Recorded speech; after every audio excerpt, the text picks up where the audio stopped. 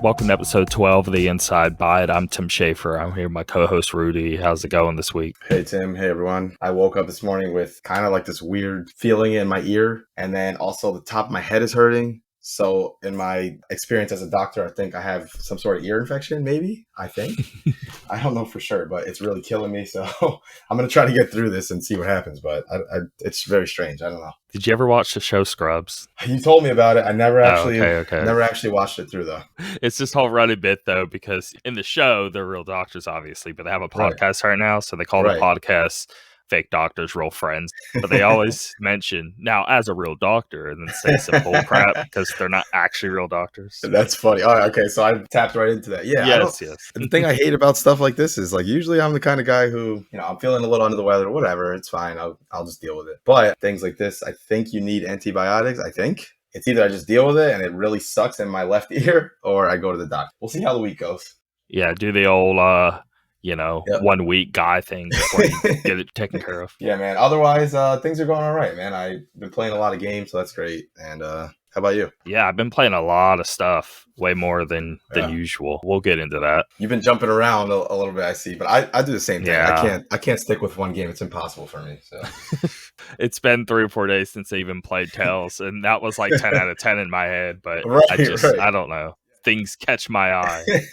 So you get the game you've been waiting forever for, and then you're like, "Oh, but this new game, I don't know, might have to download it." So yeah, it could be 10 times worse, but I just got to see what's going on with it. Before we jump into anything, I had a few questions for you here, right? So last night I was on this website and I was doing some of these would you rather questions with my daughter and my wife. It was pretty funny. So I thought I could throw a few at you and you let me know your thoughts, all right? Okay. Yeah. All right. So, number 1. Would you rather be in jail for 5 years or be in a coma for 10 years? Well, I want to see which way you go. Still a long time. Still a very long time. Yeah. Your kid would be, how old is your son now? Because if I'm in jail, I can still technically see everyone throughout. But I'm also in jail. My booty may be hurting a little bit. Yeah, it won't be an enjoyable experience. But I'll let you finish before I give you my opinion. Because the coma, you don't get the, you just wake up. You don't even know you were in it. You just wake up. No time. It's just 10 years no time has gone by. Right. 10 years is too long. Outside of family, like my life, and now it's just 10 years are gone. Like, I'm going to die 10 years earlier. Can you imagine tonight you go to sleep and 10 years later? I'll live a little in jail and do the 5. Yeah. All right. So I'm glad you picked that because I feel the same way. I'm like, listen, man, I don't care if jail is a horrible experience for 5 years. I'll count it off every day. There's no way you're telling me I'm going to lose 10 years just like that in an instant. That's a lot to just not even experience. Oh, my God. Yeah. I mean, we'd both be in our 40s at that point. You just wake up. Oh, man, no way. You know how many games we'd miss? Jeez. Come on. Actually, another weird, cool question. So 10 years later in gaming, I mean, where are we at? Are we at like a PS6 and the new Xbox? Grand Theft Auto 5 just got ported into the PS6. Do you think consoles will actually be gone? Oh, man. In 10 years? I think 10 years is too soon, especially with the way that, look at the PS5 so far, right? The way it's selling. Look at the Switch. I don't think these guys are going to say... I'm not meaning streaming. I'm meaning like a way they build it into the TV, like even hardware I get that. or something. You know what I mean? I get that. Yep. Just not a box. However else they would achieve that. Maybe even does a stick count? Maybe they have a console where it's just a really... Plug something in, plug and play kind of thing. I think if they could do that, yes, definitely. But I just don't see us there in 10 years. I think the PS5 will last another... Let's see, the PS5 came out in 2020. I'd say the PS5 will probably be wrapping up by...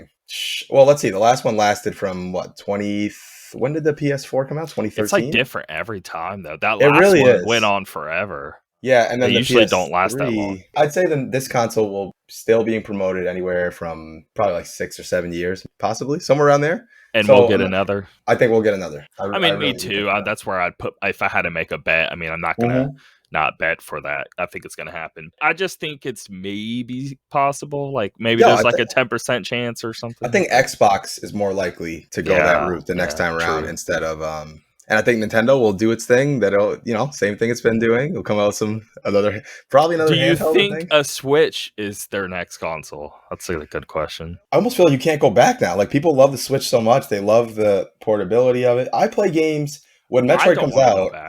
I don't want to go back either. When Metroid comes out, I'm probably going to play 100% of it on my Switch. Like, I don't think I'm going to play on the TV. That's just how I do it now. It's just so convenient, and it looks great on that, 6-inch screen or whatever it is. Well, you got that Switch Lite, and it looks I got the Lite, better on there even. It looks so nice on there, and it's so portable, easy. If I had to guess, I think Microsoft would be the only ones, something integrated with your TV or something along those lines. Well, they already are doing that. They're coming out with updates to Samsung TVs here real soon, actually. I read something in a few months, so there you go. It's just more of that's still cloud gaming. I'm more wondering, like, I still don't think solution till like maybe 20 years. I mean, there's got to be a huge time difference of our internet actually being up to snuff. There's too many places around the country that still have terrible internet, It's going to be a while for that. Another question, sorry. All right, let me give you another one. So here's one that I really liked also. So would you rather have a pause button or a rewind button in life? So just to clarify, rewind easily, but keep going. Okay, just to clarify though, pause would be like right now. Okay, I'm feeling kind of tired for this podcast. Pause. Everything stops. I go lay in my bed. I take a nap for 3 hours. I come back, unpause. We continue right where we left off. Right, nothing changes. I don't age or anything like that. It just everything. It's almost like I could pause maybe for an indefinite amount of time. I mean, yeah. Same with rewind. I mean, you would both be invincible, but rewind forces it to repeat, and something could change. Where pause, right. What's going to continue once you hit unpause. Yep. Yeah. Now rewind. Well, go ahead. I'll let you give your thoughts first, but rewind lets me go, back and like it's just going to be my own self. I'm imagining.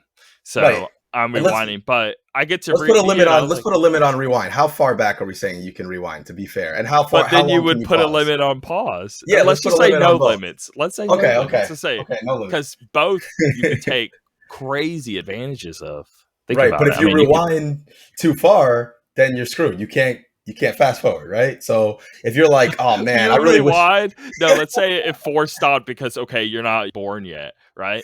But now you have to get to 5 or 6 and somehow find this remote again because you're not even gonna know it exists. That's true. The general premise, just being able to rewind or pause. Yeah, which one? I'm still saying rewind because even with pause, I would just slight rewind, just like 10 minutes. I could keep doing that, and I could just do whatever I wanted and see a different outcome. And then I would be able to figure out, oh, this was the perfect outcome, and now my life's so much better in this one moment. And I could just apply that to everything. I feel like that would drive you crazy, man. You couldn't, Tim, right especially you, Mr. Perfectionist over here. Can you imagine? I would do it all the time. Oh my God, it would take you 5 hours to get through 30 minutes of your day.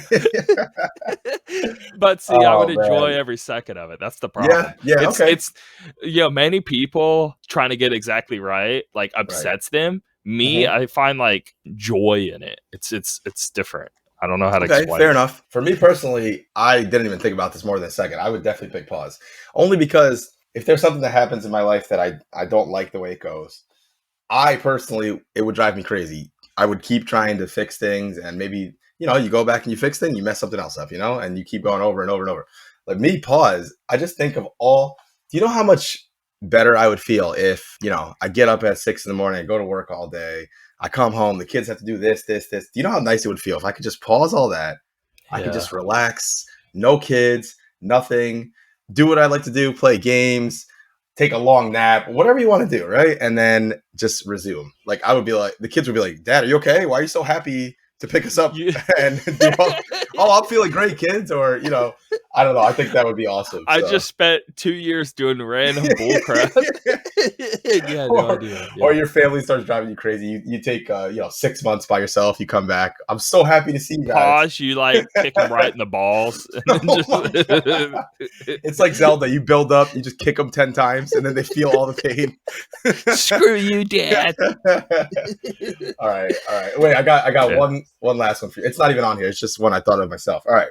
So, would you rather be able to teleport anywhere in the world, right? But every single time that you teleport, you lose 2 days off the end of your life, right? Oh Or God. would you rather be able to fly indefinitely? But the thing with flying is it's like running, right? So if I said, Tim, run a mile right now. Okay. Could you do it? Sure. But you're going to be sweaty. You're going to be tired. It wears You're you going to be out. winded. It wears you out, right? So if I wanted to fly, if I'm like, all right, I'm going to fly to you right now, it'd probably take me a week or something, because I'd probably fly for a while, stop, fly. You know what I mean? So that's how it works. So yes, you get tired, you get sweaty, winded, just like running. So, but remember, teleportation, 2 days off your life every time. I just can't do the whole 2 day you're off every time. It would make me never want to use it. And so I might as well pick flying. Yeah, I think I would pick flying too. But man, the whole aspect of like, oh man, if I wanted to once a year go somewhere and you teleport. I think you need to lower the 2 days, because even something like 6 hours would still be kind of like iffy, but I may or may not do it. But sure, because you could treat it like, okay, I could get on a plane and fly and it'll take me 6 hours to get there, or I could teleport, but 6 hours pass. That's true. But you could do it from you teleporting next door to you teleporting across the world, but they're both going to be 6 hours. I see. So maybe we could tweak it to be like, depending on the distance, maybe it affects you more or less. Yeah. That's what that would be more interesting. I personally think the flying thing would be awesome. Like, you get better and better at it. I would still do the flying, I think. I would be excited to get better at flying, unlike running. I hate running. What benefit do I get outside of being in better shape or something? But obviously flying would be way more fun and way more interesting. Anyway, that'd be so cool. But anyway, I just wanted to throw a few of those out there. It makes me think of the flying thing. Makes me think of Invincible, the comic and the TV show, because in that show they do such a good job of making him actually improve. Like, from the beginning of the comic to the end, he's actually significantly better at flying. He's going faster. Like, they do it so well. Now, in your dreams, how does flying work for you? Because it works for me pretty weird. Okay, let me hear how it works for you. I have to almost not flap my arms, but I kind of have to jump and kind of push up, but it's because I'm pushing wind or something. It's almost like a mental thing, but my body also needs to get some momentum up as I'm going. So I'm kind of doing push off my feet. Even when I'm in the air, I kind of push my feet out and then I kind of go. Okay. And I need momentum with my body pushing against the stuff around me, even though I'm not on the ground. I picture having a running start, first of all, which I feel like they never do that. They just kind of take off. Yeah, I feel like you need a running start, and you'd kind of have to, you'd probably jump a few times and fall back down, and you'd have to get, a good third or fourth jump, and all of a sudden now you're kind of slowly gliding up. Do you ever do the beginning where it's you're coming in and out and you gotta get it where you're good? Okay. Definitely. It's always a gradual thing. It's never a take off and you're gone.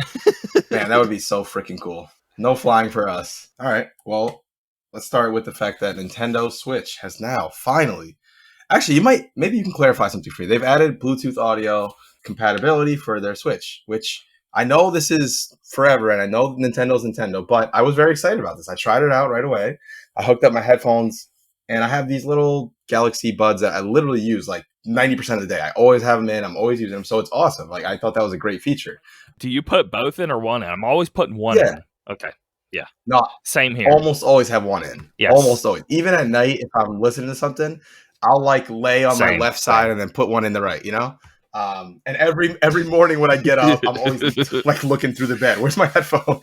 I tried it out on the Switch, and I couldn't tell if there was maybe a slight latency with the sound. Maybe it felt fine, but when I was really focusing on it, I think I was playing Bravely Default, and I think when they were speaking, it's not even a second, less than that. Where maybe there was cause latency and some don't. So you really need to try different ones. I tried two out. One gave me slight delay, the other didn't.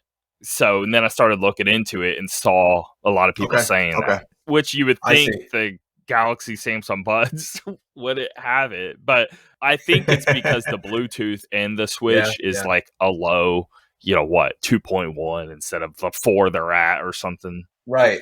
I don't think it's that these headphones are not advanced enough. I think it's probably the opposite end, because these things obviously have no latency. I have no latency on my phone or tablet or anything like that. But wait, now, at first I was joking oh, Nintendo's so far behind everything, but the other systems don't have this yet, do they? Xbox is fine, whatever, because it's technically Windows. You always got to remember that. it pretty much works with whatever. But PlayStation, you have to have a PlayStation only. You have to buy the Sony brand headphone, and then it works. So why are people clowning Nintendo if Sony hasn't done it yet either? Aren't they both like? I know it's way late, but hey, at least it's freedom. Right. It's there now, yeah. That's why I didn't understand seeing people online complaining that day. I'm like, guys, I understand if you were complaining leading up to it. At the moment, I'm just hyped to use it. Right. They complain about everything. That's the internet, you know. Oh, of course. Yes, people leading up to it. Why hasn't Nintendo done this yet? I'm with you. That makes sense. But the day it happens, why are you mad today? That's what I don't get. But what I'm also curious, and I didn't look it up or try, does other Bluetooth devices work? So what we found out, though, the controller's been Bluetooth this whole time. So it technically has been able to support Bluetooth. They just weren't wanting to enable it. So Nintendo's doing that Nintendo dumb family crap, I think, of them trying to like overlord us, you know? Yeah, what? So they do a firmware update, and all of a sudden we can do Bluetooth. This is like when they say, "Oh, this is not possible," and then all of a sudden it's possible. It was possible the whole time because I've been able to connect like my Switch controllers to my phone and stuff. It's definitely Bluetooth. Yep. Well, whatever. I'm glad it's here now, so it is what it is. But anyway, another update is the PS5 firmware update. So we got the SSD expansion slot is now out of beta, and plus some other changes, which are you can now tell the difference between PS4 and PS5 titles right from the moment you highlight a game. Like, they eventually added it where you could hit start and view it, but even before that, that wasn't even a thing. Oh my god. When I got the Ghost of Tsushima expansion, I was so confused. I'm like, I download this whole thing that I thought was the PS5. When I go to play, it says PS4. I'm like, what? And then I go download the PS5. It's just, let's see what else. New controls for screen reading functionality. Okay, that's great for whoever. I mean, I don't personally use it, but like I know any a lot accessibility of stuff. Yes, they need to do. Yeah, 3D audio for built-in TV speakers. That's great, but let's be honest. Are most gamers really using the speakers on their TV? Now, this says TV, but this is pulled off their website, but people have confirmed it's also for surround sound as well. So do know, like, because in the past it wasn't really like true 3D audio, even if you had speakers that could support it, now you can do so. Gotcha. It was only just the headphones. Yeah. Okay. Very cool. That's good. Yeah. It was the particular headphone. I remember. Okay. Then we got preferred resolution selection, either 720p or 1080p for PlayStation Now streaming. So wait a sec. It was only 720. So now the you case can before, do a 1080 option, which is great. I really want to try it now because my biggest problem was resolution. It just looked really bad. But I know most PS3 games were 720 anyway. It's just too hard to go back to 720. Yeah. Like, okay, if I'm using Xbox or PC or any other device, I'm getting better resolution when I'm running an older game. So in PlayStation Now's instance, you're getting the frame drops, you're getting the same resolution, and you're like, this is gross feeling. Like, even if it's like identical to the original experience, I don't want the original experience. I need it to be a little better because I got better hardware. You know? Yeah. Oh yeah, I'm with you, man. I always, unless you completely mess up the new version, I'd always prefer like exact same game. It just runs better because it's better hardware. Right, of course. Yeah. That's all I mean. So anyway, it's 1080 now. I really want to try it, and hopefully this changes it for me. Where I'm like, okay, this is a lot more playable. But I'm still worried about because my favorite game, all I'm trying to play is Metal Gear Solid 4, but Metal Gear Solid 4 has horrible frame rate drops. Like it's in the early 20s most of the game. So even if I got to play in 1080, I still don't think I'm going to enjoy it. They need to bring those over to the newer consoles. That would be great. I would love to replay all those games again, man. All right, then next we have auto video capture for personal bests. I know in the past when I play a Souls game or Bloodborne, I do this crazy boss fight. I'm like, that was awesome. Yeah. I press the share button, automatically save the last 15 minutes, then I'll go trim it. So now this is just an auto thing. This is like shadow play or something. Tries to figure out if an awesome moment happened or not. Right. I want to actually see this in practice and try to figure out like, okay, how would it know exactly what's good and what isn't? Only thing they can tell is when you get a trophy, which I remember I used to always get these stupid pictures of all my trophies. I still haven't turned that off, but I need to because I'm going through and deleting all those. And I turned it off. I got tired of them. Like, I don't really care about this. I mean, more power to people who love the trophy chasing, but how do you treat trophies? Yeah. So this is how I do with trophies. Okay, let me give you an example first on a game that doesn't have trophies. Like think Breath of the Wild, right? I was enjoying that game so much that I just naturally felt like doing every single shrine, doing everything. And it just kind of happened that way. And I didn't have anything that says, hey, here's your trophy. But whatever. I felt good about it. Now, when I play a PlayStation game, the only platinums I have are Bloodborne and Ghost of Tsushima. Bloodborne was because that game is just one of my favorites. I was loving it so much. There was like another dungeon. It didn't feel like you're doing tedious things to get the trophy, you know? And Ghost of Tsushima was the same thing. The most tedious thing was like, oh, kill this person this specific way. But it really wasn't that crazy, you know? Once you start asking me to kill this many people this specific way or get all the collectibles like in Psychonauts or something, like I can't. That's too much. It's too much for me, you know? Okay. I don't care that much, you know? I have 2 platinums. So someone who's a trophy chaser probably look at my profile like, look at this noob. I may not even have one. Really bizarre when people play games they don't even enjoy just because to get another platinum. That's so weird to me. I can't wrap my head around that. Like, you're literally playing Barbie's Playhouse Adventure because you want a platinum trophy. Yeah, I can't do it. So then we have an enhanced game base with new controls for party and chat. Now, I remember when I first got my PS5, I saw game base, and I was like, what even is this? But I understand now, obviously. It's like, you know, control certain parts of it there. I haven't looked myself yet to see what the updates have been, but for party and chat, I mean, always useful to improve that stuff. I did want to talk about that because I find it super annoying, the game base, because it throws too many things into that same category. I want them split. Like, I want my party chat split from other things. Like, I don't even know what all throws into it. It's strange how they categorize it, but whatever. I'll have more insight on this stuff, obviously, when I boot up my PS5 games. I want to check some of these updates out. So, okay, then we got PS App Remote Play and screen sharing updates. So, speaking of, we were talking before we started recording about, you know, ever since I upgraded my internet, I want to give some of this stuff a try again. So, I'm actually going to, now that we're talking about it, I'm going to install the PlayStation Remote Play app on my computer again. And later today, I'm going to give it a try from my PS5. To switch topics a little bit, we have some info on Tales of Arise sales so far. So, it breaks franchise records. It's a hits 1 million sales milestone in less than a week. Now, what I was saying was, I know 1 million sales is not like something crazy for these big games, but I think it's pretty big for these JRPGs, right? Because number one, I know you're a huge JRPG fan. You're a bigger JRPG fan than me, and I think I'm a huge JRPG fan. I love these games, but 1 they don't million get enough. in 1 week is almost unheard of in the That's genre. Great. That's awesome. Yeah, like if The Last of Us did that, it's like no big deal. But for this to do it, that's pretty big. And they don't get enough attention. I feel like a lot of people who love RPGs, like Western RPGs, they just kind of ignore these games because they, in their head, they immediately think it's the same tropes, it's the same thing over and over and over again, which it's not really the case at all in a lot of these big ones. But most importantly, why aren't these developers bringing these games to PC more often? Honestly, because they would sell so much more.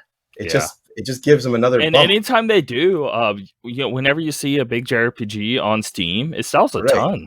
Oh my god, yeah. Remember when they brought Persona 4 Golden to Steam? It was like the highest selling for a while there. And make it a good port. Don't be lazy with the port, right? Because you can't put out Tales of Arise on PS5 and Xbox Series X and it looks great, it runs great, and then do a lazy port and then you're like, why isn't it selling on PC, right? Yeah. Now, Tales of Arise is good. I'm playing on PC, and it's an incredible port. It looks awesome, they did no problems there, but usually, yes. We have problems like that all the time. Japanese, for some reason, aren't big into like PC gaming. Yeah.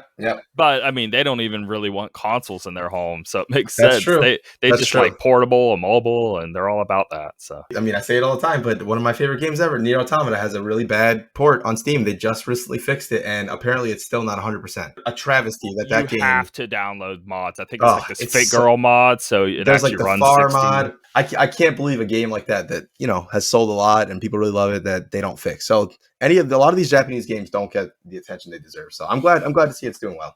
I'm definitely gonna get to that game eventually. Dying Light 2 got delayed to 2022. This game, I don't mind it getting delayed just because I have so many games, but I am super excited to play this when it does come out.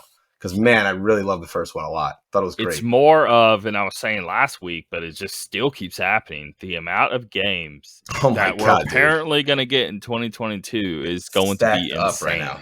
All right. What else we got? Disney and Capcom are reportedly in communications to bring back Marvel vs. Capcom 2. That's pretty big. People love those games. Yeah, it's technically just all rumor. No one has said anything official. Outside of one thing, they acknowledged that they saw all the stuff blowing up of Marvel's Cap. It was free Marvel vs. Capcom 2, I think was like the hashtag. Right. Maximilian, dude, if you know who that is. Yep, I know. He's who's been like champion that hardcore. I don't know if he started or not, but he's been behind it huge, blew it up. We know that they see it. Okay, basically at this point. So, but that isn't the rumor is that they actually are talking about it, but we know for sure that they at least know that it's going on and they addressed that they saw it kind of situation. All right, well, hopefully that comes to fruition because I you wouldn't have to have Disney because of Marvel, obviously. Of course, yep. I think it would be awesome if they bring that back and then they test it out, see the interest level, and then maybe come out with a new one. I mean, that'd I want a new dope. one. It's just the last one. I want to say it's called Infinite. I can't remember what it was called. That was I'm pretty sure that's what it was. Yeah, it didn't do as well, right? People didn't like it. It wasn't good. I'm telling you, that it was sucks. not. It was really weird. That's too bad, man. Especially when they have a game people love that much. I should say a series people love that much. Yeah. All right, and then we have new Wipeout game called Wipeout Rush is releasing for smartphones in 2022.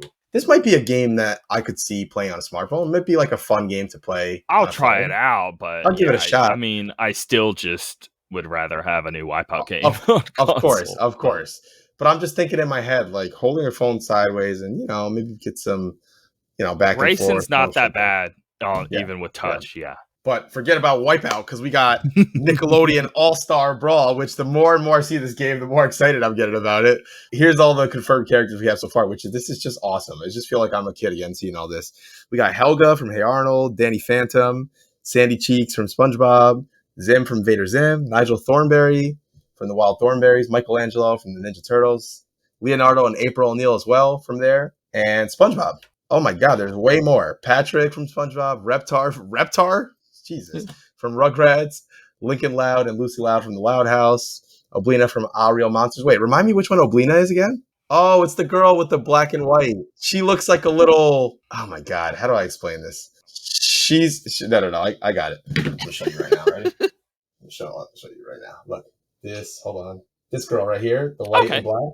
Yeah. I remember her. Yeah, she was the main character, I guess. If there was to be one, it'd be her. If there was, right. Yeah, anyway, that's pretty awesome. I hope the other guy, the guy with his hands up holding his eyeballs, I want him. Yes, I want the eyeball dude. Yeah, he's awesome. God, man, it's been so long since I saw that show. Just bring back memories. All right, we got Powdered Toast Man. That's awesome. Out of all of them, that is pretty awesome. Niche. Ren, Stimpy, obviously, all from Ren and Stimpy. How do you say this? Aang or Ang from Avatar: The Last Airbender? I'm not sure. I don't know.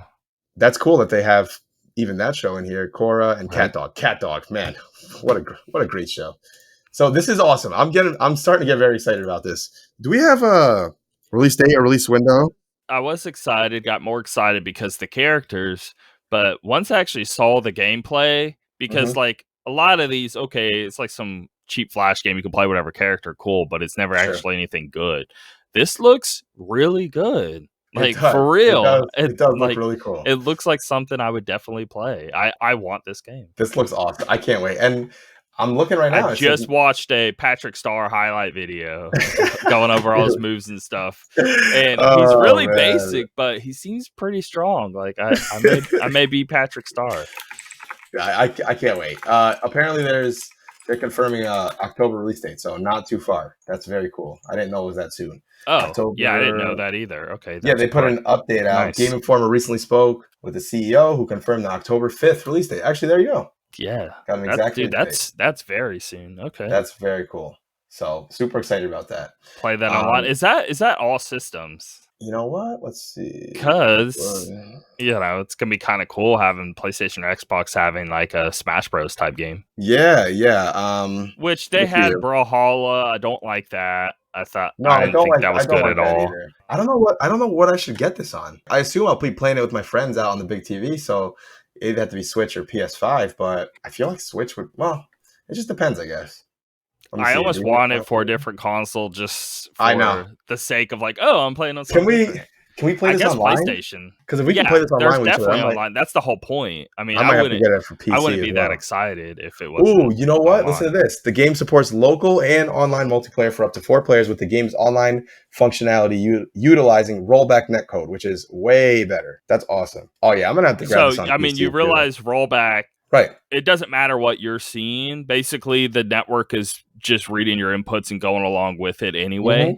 So know you're always good. I think rollback is so much better. Yeah. When they did it with the Slippy mod, for playing Melee Online and all that, it's incredible. It fixed it. Yeah, it changed the game. So. So this is very exciting. I didn't know we were this close. So we'll definitely, I'm sure we'll start doing some online matches for that when it comes out. I watch Hungry Box, which is a really big Smash Yep, Bros. I know. Player, but I watch his videos all the time, and he's been going on about this game, and he's really hyped. That's awesome. He was joking at first, but he actually is now serious now that he saw the breakdown and saw how it all plays. I mean, you can wave dash like for real in this game. That is so cool. I can't wait. I can't wait for this, man. They're actually embracing the game, like yeah, not in a sarcastic way either. Right, they actually are like, oh wait, this is actually good. And they're gonna appeal to, I'm sure, younger kids. I'm sure I'll hear the students at school talking about this game, and then they're also hitting people like us who grew up with these characters and are, you know, like Smash Bros and fighters and things like that. So this is shaping up to be something out of all pretty characters, good. Cat Dog looks the most OP. I just have to say, Cat Dog, man. God, I showed my daughter the Cat Dog intro the other day. It was on one of these streaming services. Can't remember which one. Anyway, in the world, she's like, what is this? I was like, just stop. Just listen to this great song, all right? And we're gonna watch an episode of this show. My God. Did you ever watch Two Stupid Dogs? That was Cartoon Network, but yeah, I think so. Back in the day. Another one that comes to mind is the Beavers. Was it Angry Beavers? Angry Beavers, yeah. Angry Beavers. Yep, that was another one that popped out of me. That needs to be on here. Why is that not on? Yeah. Well, Angry Beavers is definitely Nickelodeon, right? Yeah, I think we mentioned all. I don't see any other characters. Maybe it's not. Maybe it's Cartoon Network. Maybe it's not Nickelodeon. Well, it says the game is set to launch with 20 playable characters, which we mentioned, with 2 additional characters to be added shortly after release. Additional characters are set to be released as downloadable content. Yeah, it's cool. So there we go. Awesome. We'll keep an eye on that. No, for real, guys. Keep watching this game. I think it's going to surprise a lot of people. I don't care what anyone else does. I'm playing. I'm same here. We're going to have to do like some streams or something playing this game because it's hilarious, probably. So I guess that wraps up the news. We'll keep an eye on that game for sure. Seriously, I was excited about it, but I think I'm getting more excited as we get closer. And now that I know that October 5th, I mean, that's a few weeks away. So I'm pretty excited for that. So anyway, I'm sure we'll talk more about that when it comes out. See if it lives up to our expectation. It doesn't even have to be amazing, you know? Give me a somewhat decent, fun brawler with Nickelodeon characters. I'm in. The other kind of like Smash clone thingies, they all just felt like too weird though and too cheap. I do need it to. I guess it doesn't have to feel like Smash Bros, but it can't feel cheap either. But this is just straight up copying Smash. So cool. Yeah, I'm okay. I'm okay with that. Yeah. Let's see what happens. That game Brawl Out didn't do it for me, even though they were trying to do wave dashing and everything. I tried it out, wasn't doing it for me. So. It felt dumb. Cheap. Anyway, why don't we start with you then? Let's see what you're playing or watching or. Yeah, so I have been playing Tales of Arise. I want to say 7 hours in, maybe even 8. I thought the game looked pretty in the beginning. It seems like every new location just looks better and better and better. And what's funny is I remember watching a guy that I watch on YouTube say that same thing. As I've been playing, that keeps ringing in my head. I'm like, man, he couldn't be any more right. Because it starts like fire, rock, location thing, fire bursting out. It's pretty visuals and all that. Then it goes to like a snow area. But now I'm actually getting like super greenery, foresty stuff. And it's very vibrant and really pretty. And I was like, wow, I didn't realize the game looked this pretty. And you don't get to realize it till you see such environments, you know. Because, I mean, it was already looking like one of the coolest artistic approaches I've seen in a game, but it still just keeps impressing me as it goes. So right off the bat, what I first think is just, wow, this game really is one of the most visually pleasing games you'll play. I remember seeing it at first. I was like, I've always liked the Tales games, but I haven't always loved their appearance. Yeah. But this one draws me in. Like, I kind of really like the art style, how it looks. The character designs look really cool. Like that, I don't know anything about the game, but that main character with like the thing over his eye and everything, I was like, oh, this looks really cool. Like I can get with this. So I mean, it's not like it spoils anything because everyone have seen. But in the beginning of the game, you are Iron Mask. It's over your whole head. And then at one point in the game, someone breaks it off of you, but some of it still remains on your head. You can't seem to get it all the way off. I see. But you get to see a lot more of his face once that breaks off. But in the beginning, like, you can't see his face at all. It just completely covers his whole head. It's a whole thing with the character. The story, though, is, I don't know, it's very mature. It's meant for adults playing it, you know, like, kids would not understand what's going on. It goes into deep stuff, like seriously actually dealing with slavery and seriously dealing with, like, I'm and glad they put they're down not themes like light that. on it at all. They Right. try to hit it as hard as they can, like on purpose. It's not like a ton of cursing. I mean, they curse in the game, but I just meant like the tones that they try to portray. All of these like life lessony things don't feel like child's play, like life lesson stuff. It feels like they're really trying to get you to cry as you're playing, like real talk. I see. But yeah, I can't wait to play the game, man. Very serious stuff happens that I can't. Gotcha. There's no way I'm even. Of course, spoiling. you spoil it. I'm just really trying to be realistic with myself. I'm like, no point in me starting 2 hours of Tales of Arise and then I'm playing 3 other games, right? So that'll be a game, I'm sure. Maybe come like Christmas break or something, maybe I'll jump into it, when I have some time. It's not just a matter of like, I mean, there's going to be deaths in the game, okay? There's deaths in many things. Yep. That isn't what makes it hit hard. It's honestly, there's way bigger hitting moments in the game that you almost wish the character could die kind of situation. Right. I'm looking forward to that one.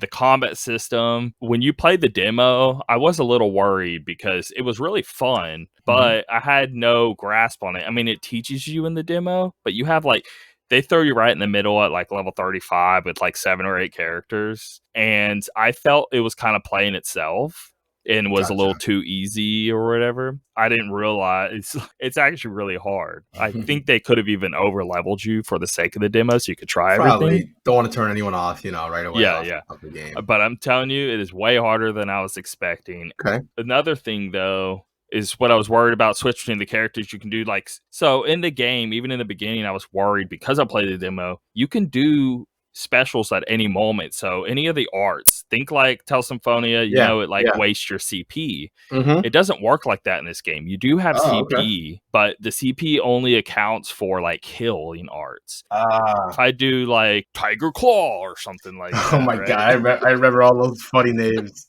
It doesn't waste CP at all. They're all just cooldowns. I see. And then you can even do like the special like combo of like different characters coming in, and that still doesn't waste CP. Oh, okay. It seems to only be healing a resurrection or maybe a heal and a status effect even. I'm glad they did that at least, so you don't abuse it, right? Keep healing and resurrecting. And then you can also die in battle, and then your CP will drop a ton. And then you can keep going, but you have an overall CP pool for all characters. I see. So, and that will eventually, you die and it drops and then it hits 0 and then you're screwed. So it's almost like that's your actual life bubble. Gotcha. If your partners keep dying, they're taking away from your pool total, your AI characters. Yeah. How are they? Are they actually useful or are they stupid?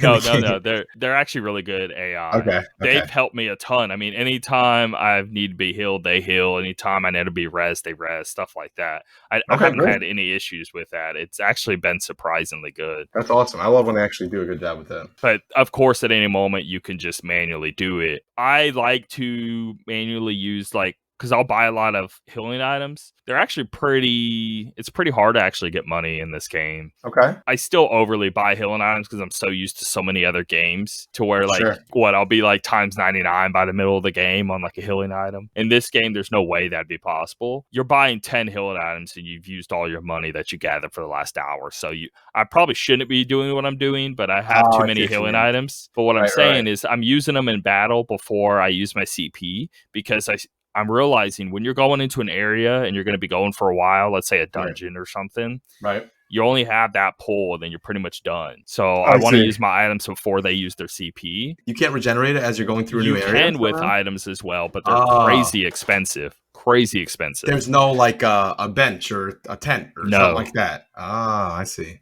Okay, that's more challenging. So that's like the challenge of it is like, now, what they'll do is right before a boss battle, sometimes they'll throw where you can full heal everything. But that's the only thing that I've seen. There's nothing otherwise. Okay. I guess you could go all the way back to town and then go through it all again, but you're still going to be in the same boat 3/4 of the way through. I'm purposely trying to use my items before they use the CP because CP is so important. But I see. I'm saying all this to get around the point of it's actually challenging. It's super fun to play. The AI is smart. Everything is nailing. And I'm sitting there thinking like, I mean, Psychonauts I really would give it a 10 out of 10. I think it did everything perfectly for me and all of that. But I have a feeling this game game's going to topple it. Like only because of how story really does hit me a lot. Yeah, it's a big Psychonauts story is good, but it's meant for like, okay, if you're younger, you're not going to get all what's going on. With this game, I don't even know if I would want a younger person playing. Like, I don't know if I'd want my kid playing it because it's a little mature. Yeah. Okay.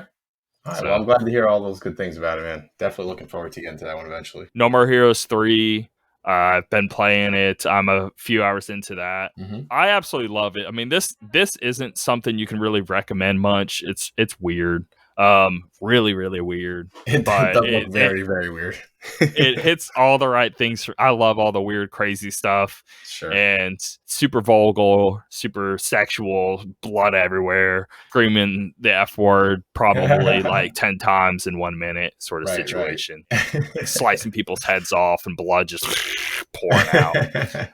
I mean, there's a moment to where one of the main villains, like they're all sitting in a boardroom, and he just shoots out these like tentacles with spikes at the end that go through the heads of every person on the conference table. Him and one guy left, you know, but it's so gruesome in how it visually portrays like their deaths. Like it zooms in right on their faces as it gets pierced. I gotta look up some of these animations. That sounds crazy. Yeah. That's awesome. It's crazy cool. And then I've been playing Donkey Kong Tropical Freeze. I'm trying to basically play more Switch stuff recently because I haven't in a long time. Yep. Now I'll go ahead and say I'm basically playing it on my computer because so No More Heroes 3 and Tropical Freeze, Tropical Freeze I can play in 4K now, so that kind of gave me the let me try this out because that's going to look really pretty.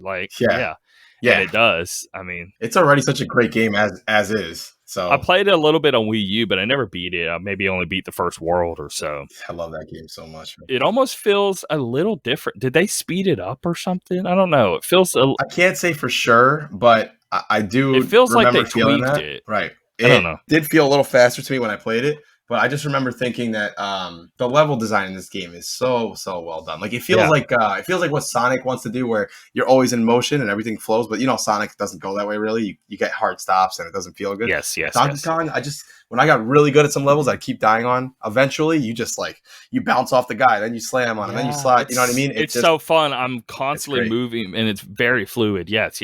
Love that game. Also, I just played level where you play as Cranky Kong with the downward thing. Dude, that's so fun. So cool, right? That's like my favorite little. Yeah, that's a great game, man. Try to see that one through because man, it just gets better and better. I'm only a few levels in. I was playing it last night for the first time, and I had to mention it because, wow, it's blowing me away on how good it is. Just to one last note, that was, I believe, the last game that Retro Studios made. Is that correct? Let's see. Yeah. God, it's just please give us something.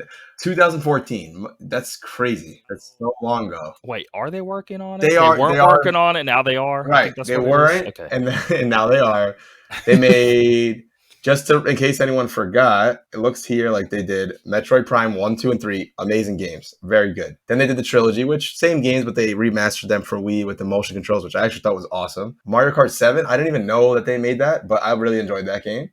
And then you have the Donkey Kong games. Donkey Kong Country Returns, the 3DS version, and then the Wii version. And then you had Donkey Kong Country Tropical Freeze, the Wii U version, and then Switch. And that's the last thing they made. So, I mean, so far the track record's great. I just want you guys to make a game. It's 7 years. My God. I hope it's worth it in the end. But the problem with that game, visuals are a lot of that game's appeal, Metroid Prime. I mean, when that Wii game came out, it was incredibly clear. It almost a lot of the game is you're just slow walking around, exploring, checking things out. So you need those visuals. You do. So even if I'm hoping the Switch Pro's out, is what I'm getting at. Right. But if it isn't, they're really gonna have to lean into making it look way more artsy than it did in the past. So it pops. I need it to look visually appealing. However, you can make that happen because it's such a huge component. Right. Those games are all about the exploration, the ambience when you walk into a new area, the atmosphere, right? So yeah, I totally agree with you. But I will say, even Metroid Prime, looking at those games like, years later, the way they made her look and the environments and everything, it did stand the test of time for the most part. I haven't looked recently, but I think they'll they find a way. do. But so I would assume they can still continue They that. can But still, what I'm yeah. saying is I don't think they could do the exact same aesthetic as 1, No, 2, they and can't. 3. They can't. Yep. They would have to change it a little because Yeah, I agree. Yeah, I'm sure they'll find a way, just like with Zelda. I'm sure they'll find a way to make it look good. I'm super pumped for that whenever it comes. I've gotten past the stage of like, oh, I'm excited. They announced it. Then I'm like, okay, we're gonna see it at E3. Now I'm just like, I don't think about it anymore. Whenever it comes out, great. Same with Bayonetta 3. God. Oh my God. Listen, I'm not reducing Bayonetta at all. I think Bayonetta 2 is one of the greatest games ever. Does it really take this long to show something about like an action game that's maybe 10 hours long, maybe? Something else is going on. Like, what's up with that? They keep saying the game's in great shape. Stop asking. The game's fine. Okay. Well, it's been 4 years. They said it, what, a month or two It's ago? It's been 4 years since you just showed us. They've been saying this every year. They've been saying this every year, the exact same thing. We'll see. Okay. If it's going along great 3 years ago and it's going along great now, why haven't we seen anything? Exactly. Nothing. We saw a little CG trailer. That was cool. And then that's it. So are you shadow dropping it next week? Or are you lying? Like, can you imagine? I look at the news right now. Bayonetta 3 out. They don't even say anything. They just put it up on the shop. My God, that would be... Someone needs to do that one day. Just do it with one game. Just take a hit one time. A big, huge game. Like Half-Life 3 or something. Throw it on Steam. Yes. All right, so for me... I still have Psychonauts 2 on here, although to be fair, I haven't really played it much at all. I was completing some other games, but now I'm coming back to that. So I've already said Psychonauts 2, I played a few hours. I love it. I think it's great so far. I'll have more to say about that next time. But on the other hand, I stayed up super late last night beating Life is Strange True Colors. So I was on... Oh, you beat it. Okay. Yeah, I beat it last night. So even though the game is one complete package, first time they've ever done this instead of doing the episodic thing, like they normally do. Is it still broken up? It's still broken up very obviously, right? So you finish chapter 1, there's some sort of cliffhanger or something. It says, 90% of players made this decision. That whole thing? They still do that. To tell you how other people online, how they did compared to you. Last night, I finished chapter 3 and then I started 4 and I'm like, all right, I got 2 chapters left. Let me see if I can do this. So I was up till like 3 a.m. last night. I was like, and I literally, this was me last night, ready? Like I'm in chapter 4 and it's interesting. It's not something that's boring me, but I'm just like, oh. No, I've been there. Oh my God. It'll be the greatest game ever. I was just so tired. And then I'd have to pause the game and be like, all right, let me look it up on YouTube. What did I miss? Oh, that makes sense. But that being said, it's more of a testament of it being a good game because you would have just went to sleep. Right. You're trying your best to stay up. Yeah. I really wanted to see what was happening. I gotta say, man, I've played all the Life is Strange games and I've enjoyed all of them, especially the first one. I thought the first one really took some pretty crazy twists and turns. But I feel like this one took all of that. They put it into a complete package. The game looks better. It runs better. The main character, Alex, is a very believable, likable character. The engine is good. Like, it does run well. It's much better. I had maybe 1 or 2 drops here and there. Nothing crazy, though. And I'd be curious to see how it performs on console. They have like a central cast. They have Alex as the main character you play as. You have her brother, Gabe. You have 2 other main characters, Steph and Ryan, I'd say. And then there's one other character named Jed, who's kind of like the father figure of the town. Those 5 characters, they're so well done, man. Like, none of them are lacking, So as I'm playing this, I really do care what's going on here. It just grabbed me throughout. I was never bored at one moment throughout the whole thing. This isn't really a spoiler. They say it in the reviews. There's one chapter that is literally dedicated to just like a LARP, like a live action role play. The kid in the story, he's upset about something. Will you do this with me? So the whole town, they all get in on it. And you just play through. And they do this thing that's really, really cool where the game shifts to like a fake like JRPG battle at one point, which I thought was really awesome. Oh, nice. So, you're standing there, you have a guitar, you're like a bard, right? You have a guitar. It's like terrible chord. And she does like a crazy chord and he's like, oh, it hurts me. It's really funny like that, And anyway, I will say the game does like the cliffhangers really well. And you don't have to wait a month now, Yeah. By the time I finished it, I was like, that was actually a really good story. Very well done. So I would definitely recommend it, man. I really enjoyed my time with it. Okay. Yeah, I hope people give it a shot. Yeah, it's cool. Maybe like an 8 or 9 hour game. Nothing crazy. 1 to 10. I mean, I know you don't have to write a whole review, but No, of course. I'd probably give it like an 8.5. I thought it was really good. Okay, yeah, cool. Probably, in my opinion, the best Life is Strange game so far. So if you like the other ones, I think you'll like this for sure. Nice. Besides that, like I said, now I'm going to jump back into Psychonauts deep. But I also have Fist that I've been playing, but it's only on PS5. So I don't know. I've been spending a lot of time on my computer lately, so I haven't played it much. But what I played so far, Pretty good Metroidvania, very fun. Apparently very long too, which I got to be honest, it's kind of turned me off a little bit for a Metroidvania Yeah, they're usually only like 5 to 10 hours. Yeah. So I don't have much to say about that at the moment. I did start watching this show with my wife called Clickbait, and sometimes she'll come home. I keep seeing the trailer and have yet to watch it. Sometimes she'll come home and she'll say like, "Hey, I heard about this show. We got to watch it." And I'll watch the trailer and be like, "This looks so corny. I can't watch this." She's like, "Come on, give it a try." I'm like, "All right, this looks really corny. I'll give it a shot." And I'm still not sure how I feel about it. It's like an interesting premise, but it is a kind of a corny premise at the same time. It has to do with like, I'll just give you this. I don't want to spoil anything, but it has to do with views online. I know, but you can like the premise. Yeah, all right, I'll just say it then. So basically, there's this girl who her brother gets like kidnapped, and all of a sudden there's this YouTube video, and it's like he's holding up these signs, 5 million views, and I die, and she's like, "Oh my god, we have to find them," and then it goes from there. And then she walks into work one day and everyone in the room is watching the video. Stop watching it. You guys are adding to the views. It's like that whole thing. So I'm only a few episodes in. It's interesting. Is it like some great show? Probably not.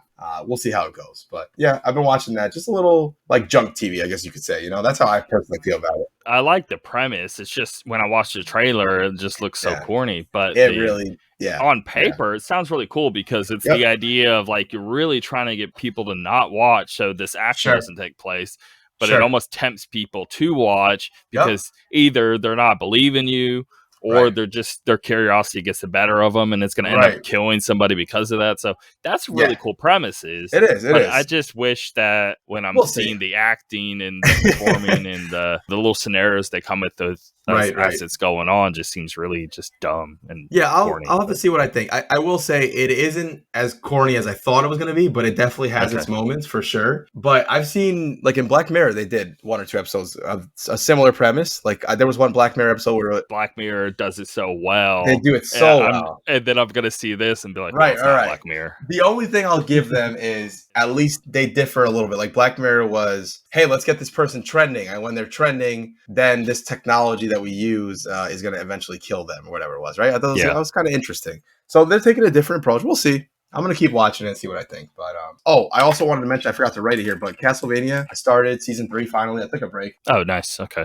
I watched the first episode and I'm in. Yep. It grabbed me right away. I feel bad for the one character they keep just treating like just horrible. Yes, I'm like, wow, they're really convincing me like these people. Well, I don't want to say much, but. Just don't. I know what you're saying. Yeah, I'm not going to get into it. But yeah, it's great so far. I love it. So yeah, man, that's it. That's it for me for this week. We're going to run through these new Game Watch. Then we'll end the show here. So, Kena Bridge of Spirits comes out the 21st, PS5, PS4, PC. Very excited. I was hugely in and super excited, but I just watched a 10-minute gameplay because somebody finally put one out. And oh, cool. I can finally really dig and see how it sort of works outside of like a trailer. The environments are really pretty. The character, whoever is the person behind the art direction. Yeah. Actually, I did figure it out. Do you remember that Majora's Mask fan-made thing from forever back? I don't know. There was some that blew up really popular. It's actually the same people. I was like, wow, that's really cool. I think I do know what you're talking about. Yeah. But they make a lot of ads for TVs and stuff like that. But they're incredibly, it looks so good, like the characters and the environments and all that. Anyway, but when I saw gameplay, it looks janky. Like the gameplay itself, the jumping is off, the running is off. I'm watching now. I can tell it. You can tell it's independent studio. Let's just say that. Yep. It doesn't seem like even when the battle's taking place, the health bar looks kind of cheap, and the monsters are doing kind of really basic, weird attack. It doesn't look like it's not fine tuned in terms of the combat or the running or jumping or anything. I see what you're talking about. I'm watching a video of a boss fight right now. It looks like it could be good, but I see like a little. So funny. I was thinking blockbuster $60 game. Now seeing this, I have to lower my expectations a lot. I got to be like, oh, okay, it's an indie $20-$30 ordeal. Well, it actually is 40, right? I believe it's $40. Now we know. But don't expect it to be, I don't know, the next Spider-Man or something. All I'm saying is, like, I don't know, look at the trailer, some gameplay, you'll see what I mean. You can tell they're learning their footing with game development. Yep. So. Oh, actually, sorry, I was wrong. It's $50. Okay. Yeah, it needs to be cheaper. I think 40 would have been a good spot. Press has been able to play and stuff like that, and it's only 10 hours long, and it feels kind of a little jank or whatever. So yep, I agree. now that's coming to the point of I was hyped when I saw the trailers and stuff, but now I'm like, okay, well, I'll wait for it to be a little cheaper before I get it. Yep. All right, we'll see. We'll see some reviews. Pokemon Unite finally coming to smartphones. Now, I'm usually not excited over any game hitting smartphone, but in this case, like I'm telling you, I think it's going to do huge for the game, and I'm actually looking forward to playing on my phone outside of playing on Switch because, I don't know, the screen's just better frame rate, all of that. Sure. But Pokemon Unite is really awesome. Again, you need to jump on board. Comes out the 22nd, Android and iOS. Diablo 2 Resurrected, this is day one for me. Yeah, I know you've been excited about that. September 23rd. It's incredible, man. They nailed. This is like one of the best remakes I've ever played. Let's see if we can have some good press for Blizzard after this. We'll see. Yeah, I hate that I'm even excited or buying a Blizzard game. I really do feel that, but again, I'm just gonna do what I want. I'm gonna do what I want. But you're not. That's not on you, man. So. Yeah, I know, but it's still just like. Yeah, sure, I get it. Mech Warrior 5 Mercenaries. It is a good game. It was on PC, Xbox. It's hitting PlayStation September 23rd. Looks cool. That is one that people should play. Sable. I'm kind of whatever on this. It looks like a cheap Journey. Comes out on Xbox Series X and S, Xbox One, PC September 23rd. It is Game Pass. So I am going to at least try it out. Give it a shot, and maybe I'm wrong. Because a lot of people, like, when they do little gameplay demos at PAX or something like that, are coming away saying it's amazing. But when I see video of it, I'm kind of underwhelmed by it. But we'll see. Sure. Death Stranding Director's Cut. I didn't realize it was this close. September 24th. I am, but just not right now. I wanted more time in between before I went back in. Sure. The more I forget, the better. That's a good point. Awesome Dragon Ball Z Kakarot comes out on Switch. I was talking about this last week. I do think it's actually a good game. Yep. Actually, this would be a perfect Switch game because my criticism was only it just felt like a older PS3 360 game. It does like run well and it's fun and good story, all of that. Everything's there outside of it just like looking like 2 gens back visually, I guess. But now that it's on Switch, you know, it's kind of hitting right where the Switch is anyway. So I think that'd be a good place to play it. I think it'll have a little bump for it. A bunch of people will probably buy it, I'm sure. It does go deeper in the Dragon Ball stuff than just the same stuff we see time and time again. So I do think it's good. People who like that game that I've spoken to, they really like that game. So I can see some people really dipping, trying it for the first time. Lost Judgment, PS5, Xbox Series X and S, PS4, Xbox One, September 24th. This is going to be a huge one. I still need to play Judgment before I play this, but it's the sequel to Judgment. I'm so lost in the Yakuza games at this point. So this is... What was Judgment? Was that so Yakuza 8, the last one that just came out, 7 or 8, I can't remember which number, but maybe even 7, the Like a Dragon one. They went JRPG style. So Judgment is now what Yakuza gameplay used to be. And maybe even a little even more amped in that regard of trying to discard any RPG stuff at all. So that's what's going on here, but it's also about like either he's undercover or he is just a cop. Something in that vein. Does this come in order? Like, is this a numbered sequel? It's the second one to Judgment. The second one. Okay. Yeah. So it's just Judgment 1, Judgment 2. I gotta eventually. It has nothing to do with the Yakuza games. Oh, like this is a whole side series. I understand. Yeah. That. Okay. Yeah. I saw some mixed. I saw someone say I don't recommend it. Others say this was great. So kind of all over the place, but. I'm glad people are getting more Yakuza. That's great. Yeah. And comes out the 24th, but that'll do it. Awesome. Well, we got a lot of... out of these games, you picking it? I know you're picking up Diablo 2, probably Pokemon Unite, and not Death Stranding right now. But yeah, I'll probably just grab Bridge of Spirits. Maybe I'll download Pokemon Unite, and that's probably it for me this week. Yeah. So we're going to go ahead and start the main topic of the show today, and I wanted to talk about GameStop, basically shining a positive light into the company because... since we've been alive, there's been a lot of hate and all of that with GameStop too. But forget all that. A lot more recently, all the stalking stuff that went on. The fact that they were dying, they were going bankrupt left and right, tons of stores shutting down. And then this comes around like a magic little golden ticket here and pretty much saves the company. Same with AMC. I mean, AMC and GameStop are the two big ones in this whole game. Again, they need to do a movie about this because it's insane. They will.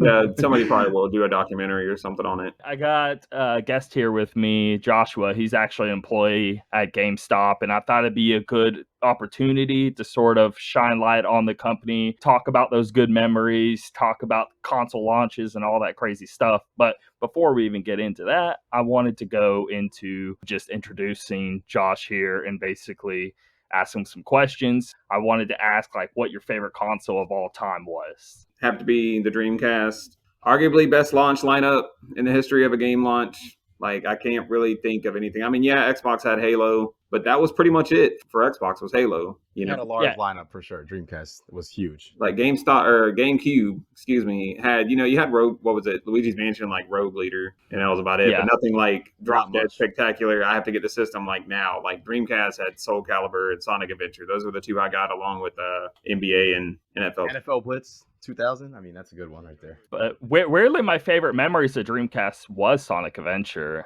I put so much energy and time into that game, and then the second one was great as well. That tiny garden, I would spend so many hours managing that little garden. You guys remember that? And Sonic? Yeah, the Cho Garden. Yep. Yeah. Well, like my thing was like, it came out on the perfect release date, September 9th, 1999. Yeah, that's really cool. All nines, and then, it was just turn of the century. It was great. And it came out before the other systems did. So at the time, I mean, there was nothing better. Like, it blew all of our minds.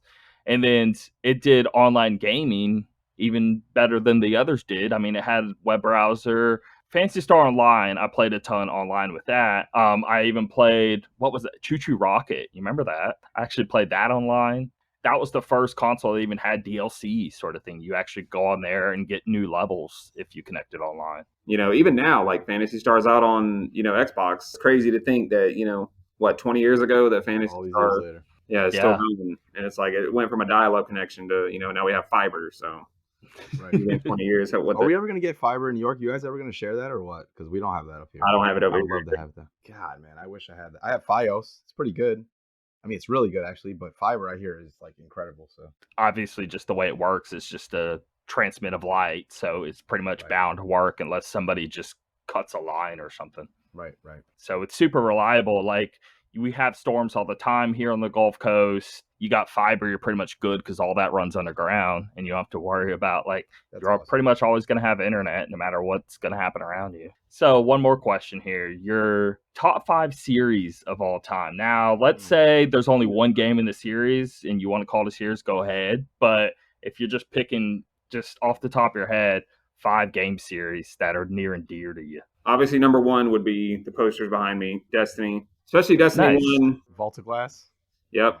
I was going through a rough time when D1 came out. I was going through, my separation and my divorce. So it was really the only game I could afford to play for a long time. Wasn't really able to afford, to buy other games at the time. So I spent a lot of time on that. A lot of friends helped me through that. Cool. Destiny's such a big community game. I mean, especially now that it's free to play, there's no reason for somebody not to try it. And when it's free to play, they give, If you played it back in the day, though, like when the first one came out, I know, especially if you said you're not buying other games, I know how many hours you spent getting spin metal on the Cosmodrome, picking up these materials with your buddies till 3:00 in the morning because it was so kind of like empty at first, but it had so many great little parts sprinkled within, but then it was like really empty. So the loot cave was infamous. The loot cave, never forget. But I would have to go Jet Set Radio Future and Jet Grind Radio for the Dreamcast and Xbox. Nice. Jet Set Radio Future is like in a top 20 for me of all time. I love Future. Yeah, that's one game. One of the best soundtracks. Yeah, I'm hoping Sega will bring that back one day. Obviously, Halo. That's got to be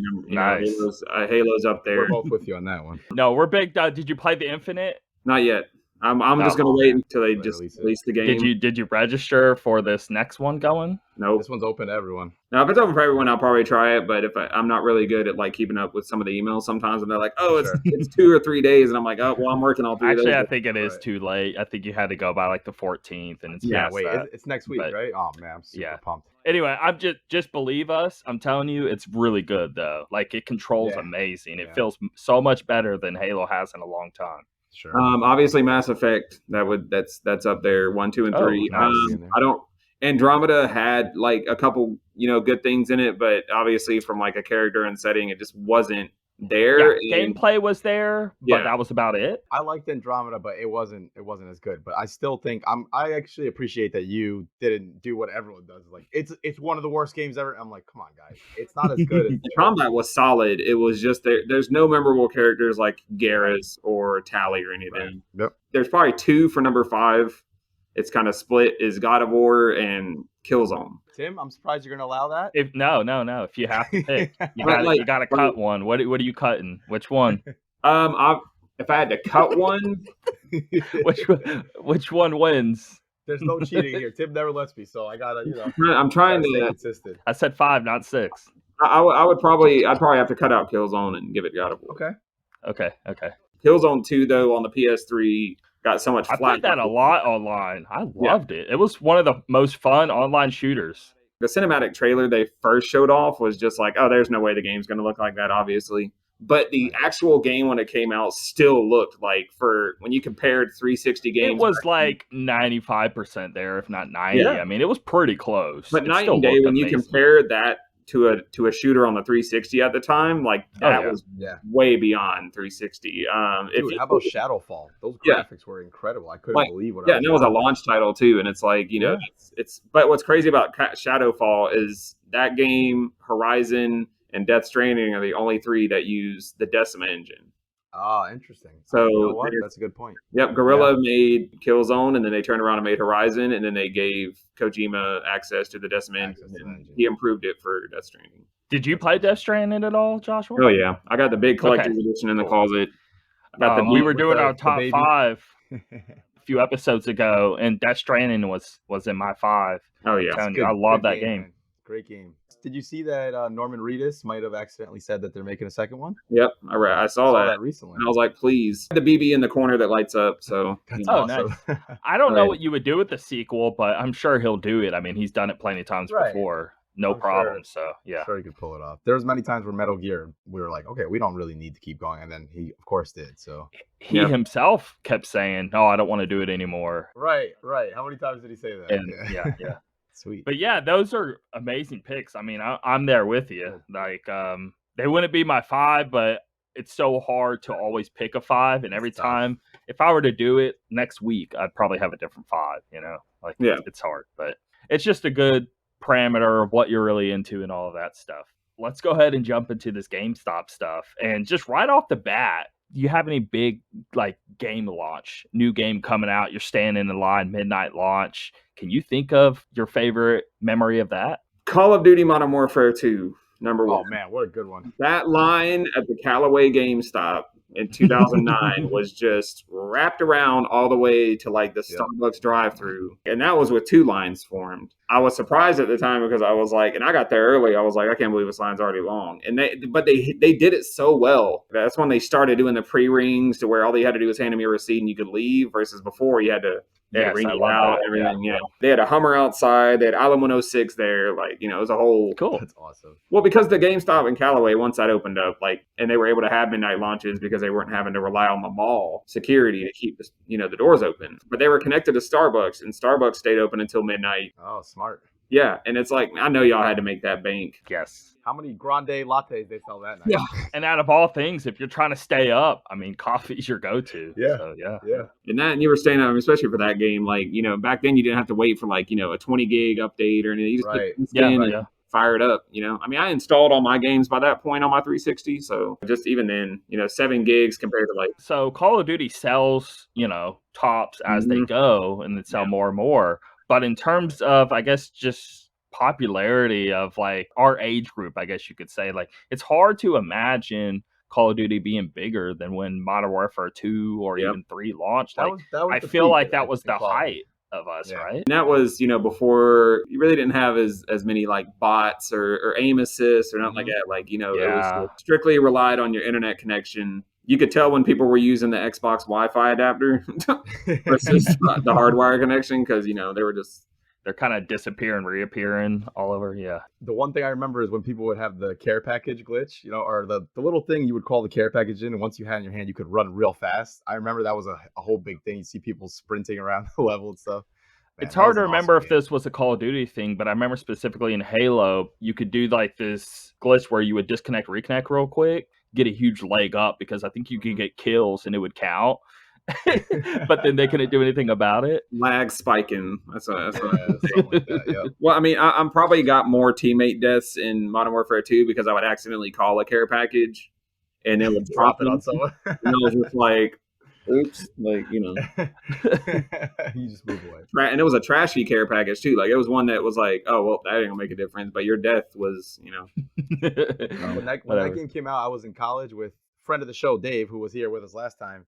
And I remember him and another friend of ours was going out to GameStop that night. We were like in a really small town, so you had to drive like a good 30 minutes to the nearest GameStop. I was like, all right, guys, I'm kind of tired. You know, I'll stay back. I was going to go to bed, and I was like, I'm seeing stuff online, people talking. I'm like, I'm going to stay away from these guys. And sure enough, like 2 hours later, I hear, Call of Duty Modern Warfare, we got it. Well, you see all the doors opening in the door. I was like, man. I want to play. It was awesome, man. It was great. Yeah, and I got the Steelbook, like, at the time. Yep. It was one of my first Steelbooks. One more thing with that game. The first one, not the second one, I actually went to tournaments on that all the time. And I remember that's when LAN parties were real big. And I remember winning. It's really weird, but I liked it. It was like a $150 mouse pad. But it was some like weird metal slick thing. I wish I had it. I mean, I think I can find it in like storage. I hope so, because that thing is crazy cool. It was so weird, but it was cool because we actually had NVIDIA there like sponsoring in the LAN, and they had setups up a part of it, and you could basically rent out their machines or bring your own kind of deal. And I'm telling you, like those LAN parties in general and the memories of those, but Call of Duty, and that was like only like a month or two after the game came out, so everyone's still like fresh. I think that was like the height of my Call of Duty memories. And then ever since, like, I mean, I think they're still good and all. It's just hard to get that excitement like it used to be. I don't know what games. it is. I don't get excited about them anymore. You know, it's like there's so many games coming out every year now. We're way past the days of like, hey, everyone's getting these same 4 or 5 games every year. Now we're all playing different things. You know, different genres, different everything now. What about console launch memories? Have you ever even gotten a console right at launch, like day one? I mean, I got the Series X at launch, but, you know, there wasn't really any launch because of COVID. Probably the last console launch I went to was, I mean, I don't know if you'd count Gears of War 3, but I got the Gears of War 3 360 when it came out with Gears. That's cool. And that was a pretty fun launch because I was actually able to go get it at midnight. Because it was funny because at the time, I went into GameStop and was going to pre-order Gears of War 3, and then I think Russell was his name, that was the store manager at GameStop at the time, he's like, the Gears of War Xbox is up for pre-order if you want it. And at the time, I had the original, like, I had the Black Elite. Oh, yeah. So I was like, you know, I had like, I think maybe, what is it? I think that had the Wi-Fi built in, and some of the older ones, you actually had an attachment for it. But it was like, I only had a 120 gig hard drive in my Elite. He was like, you want to reserve the Gears of War when it's still available? So I went ahead and did it. I was like, you know what? Screw it. I'll do it. It has like double the hard drive or triple the hard drive space almost. And it looked really cool. Yeah. That's one of like the cooler console, like special edition things that ever came out. What was cool about it too is like it came with the game, like an actual physical copy of the game. So I was like, okay, so at the same time I was getting the game with it. So I'm like, that knocked out, you know, me having to reserve the game. I just went ahead and traded in my 360 like a day before the game came out. Now, this isn't really a console launch, but the Wii, you remember how hard that was to get for so long? I mean, we're a year in, and I'm waiting in line for 6 hours to get the Wii, and that was a thing People talking about the PS5 shortage, and it's like, man, y'all went to the Wii. You guys haven't seen the Wii, yeah. Well, I think it's because the Wii had so many accessories it needed in the box, plus it had GameCube components. You're there for a while. I stayed overnight outside of a Target for freaking Wii. I mean, I was with like 3 or 4 of my friends. My one friend had this little like cheap projector that he had bought off Amazon a while ago, and imagine like we're outside of the store, and then above you there's a ceiling, right, extending above you.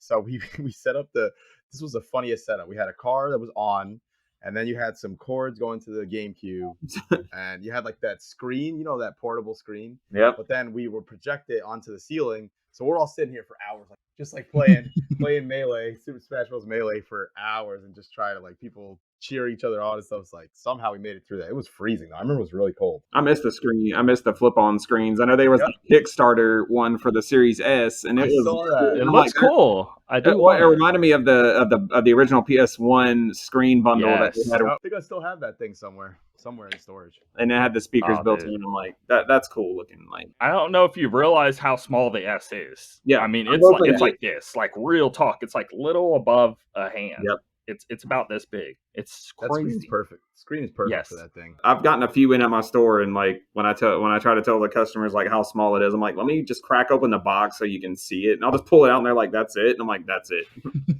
Like that, you're literally just plugging in an HDMI cord and your power cord, and you're set, dude. It looks like speaker, you know.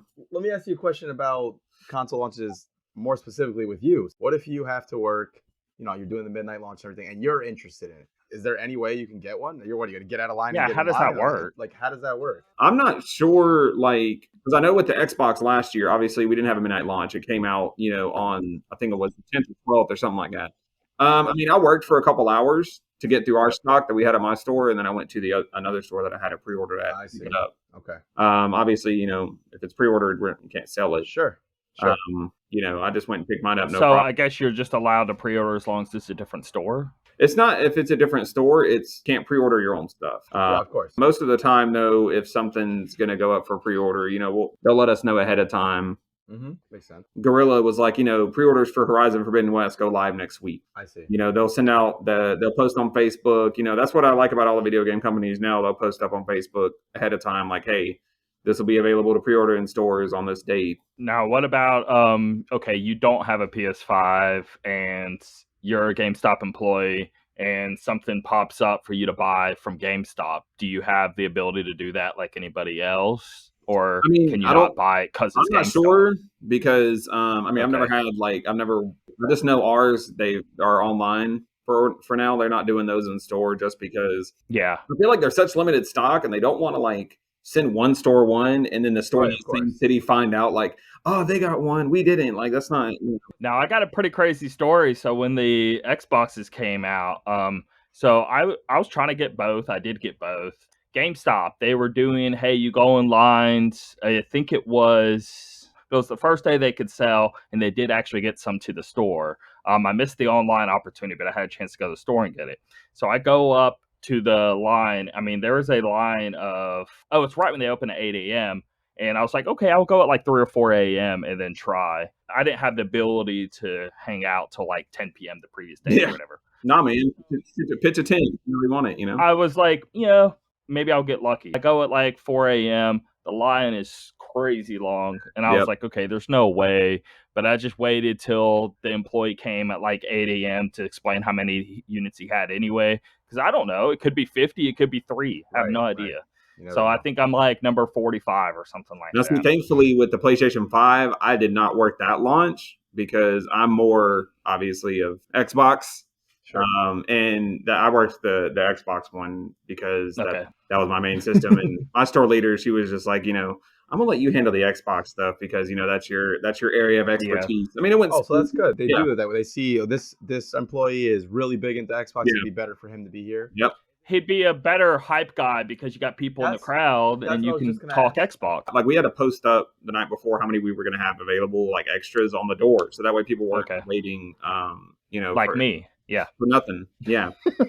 I'm pretty sure I know the answer to this, but so when you're there, it's 12:05. People start coming in. They're all hyped. They're all excited. I'm assuming you're getting usually they're pretty excited too. From what I've seen, they're into it too. They're talking to you. What are you gonna buy? Oh, I can't wait to play this. Right? So are you kind of into it? Do you enjoy it? People just want their stuff and leave. But how about you though? How are you feeling throughout this whole thing? Are you talking with them? Are they hyped? Do you have any was any good conversations going on, or are people just I want to buy and leave?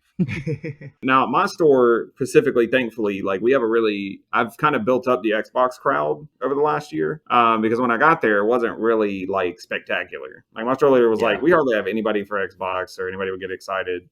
But I feel because the Series X's and S's have been easier to get than the PlayStations, I feel it's slowly built up. Xbox in general has been building up because PlayStation completely dominated the last gen. Yep. But now they're finally having some things up their own sleeve and actually getting a bigger name now. So I mean, currently Xbox is a lot better shape than what they were at launch. When I ask people, well, what are you going to use it for?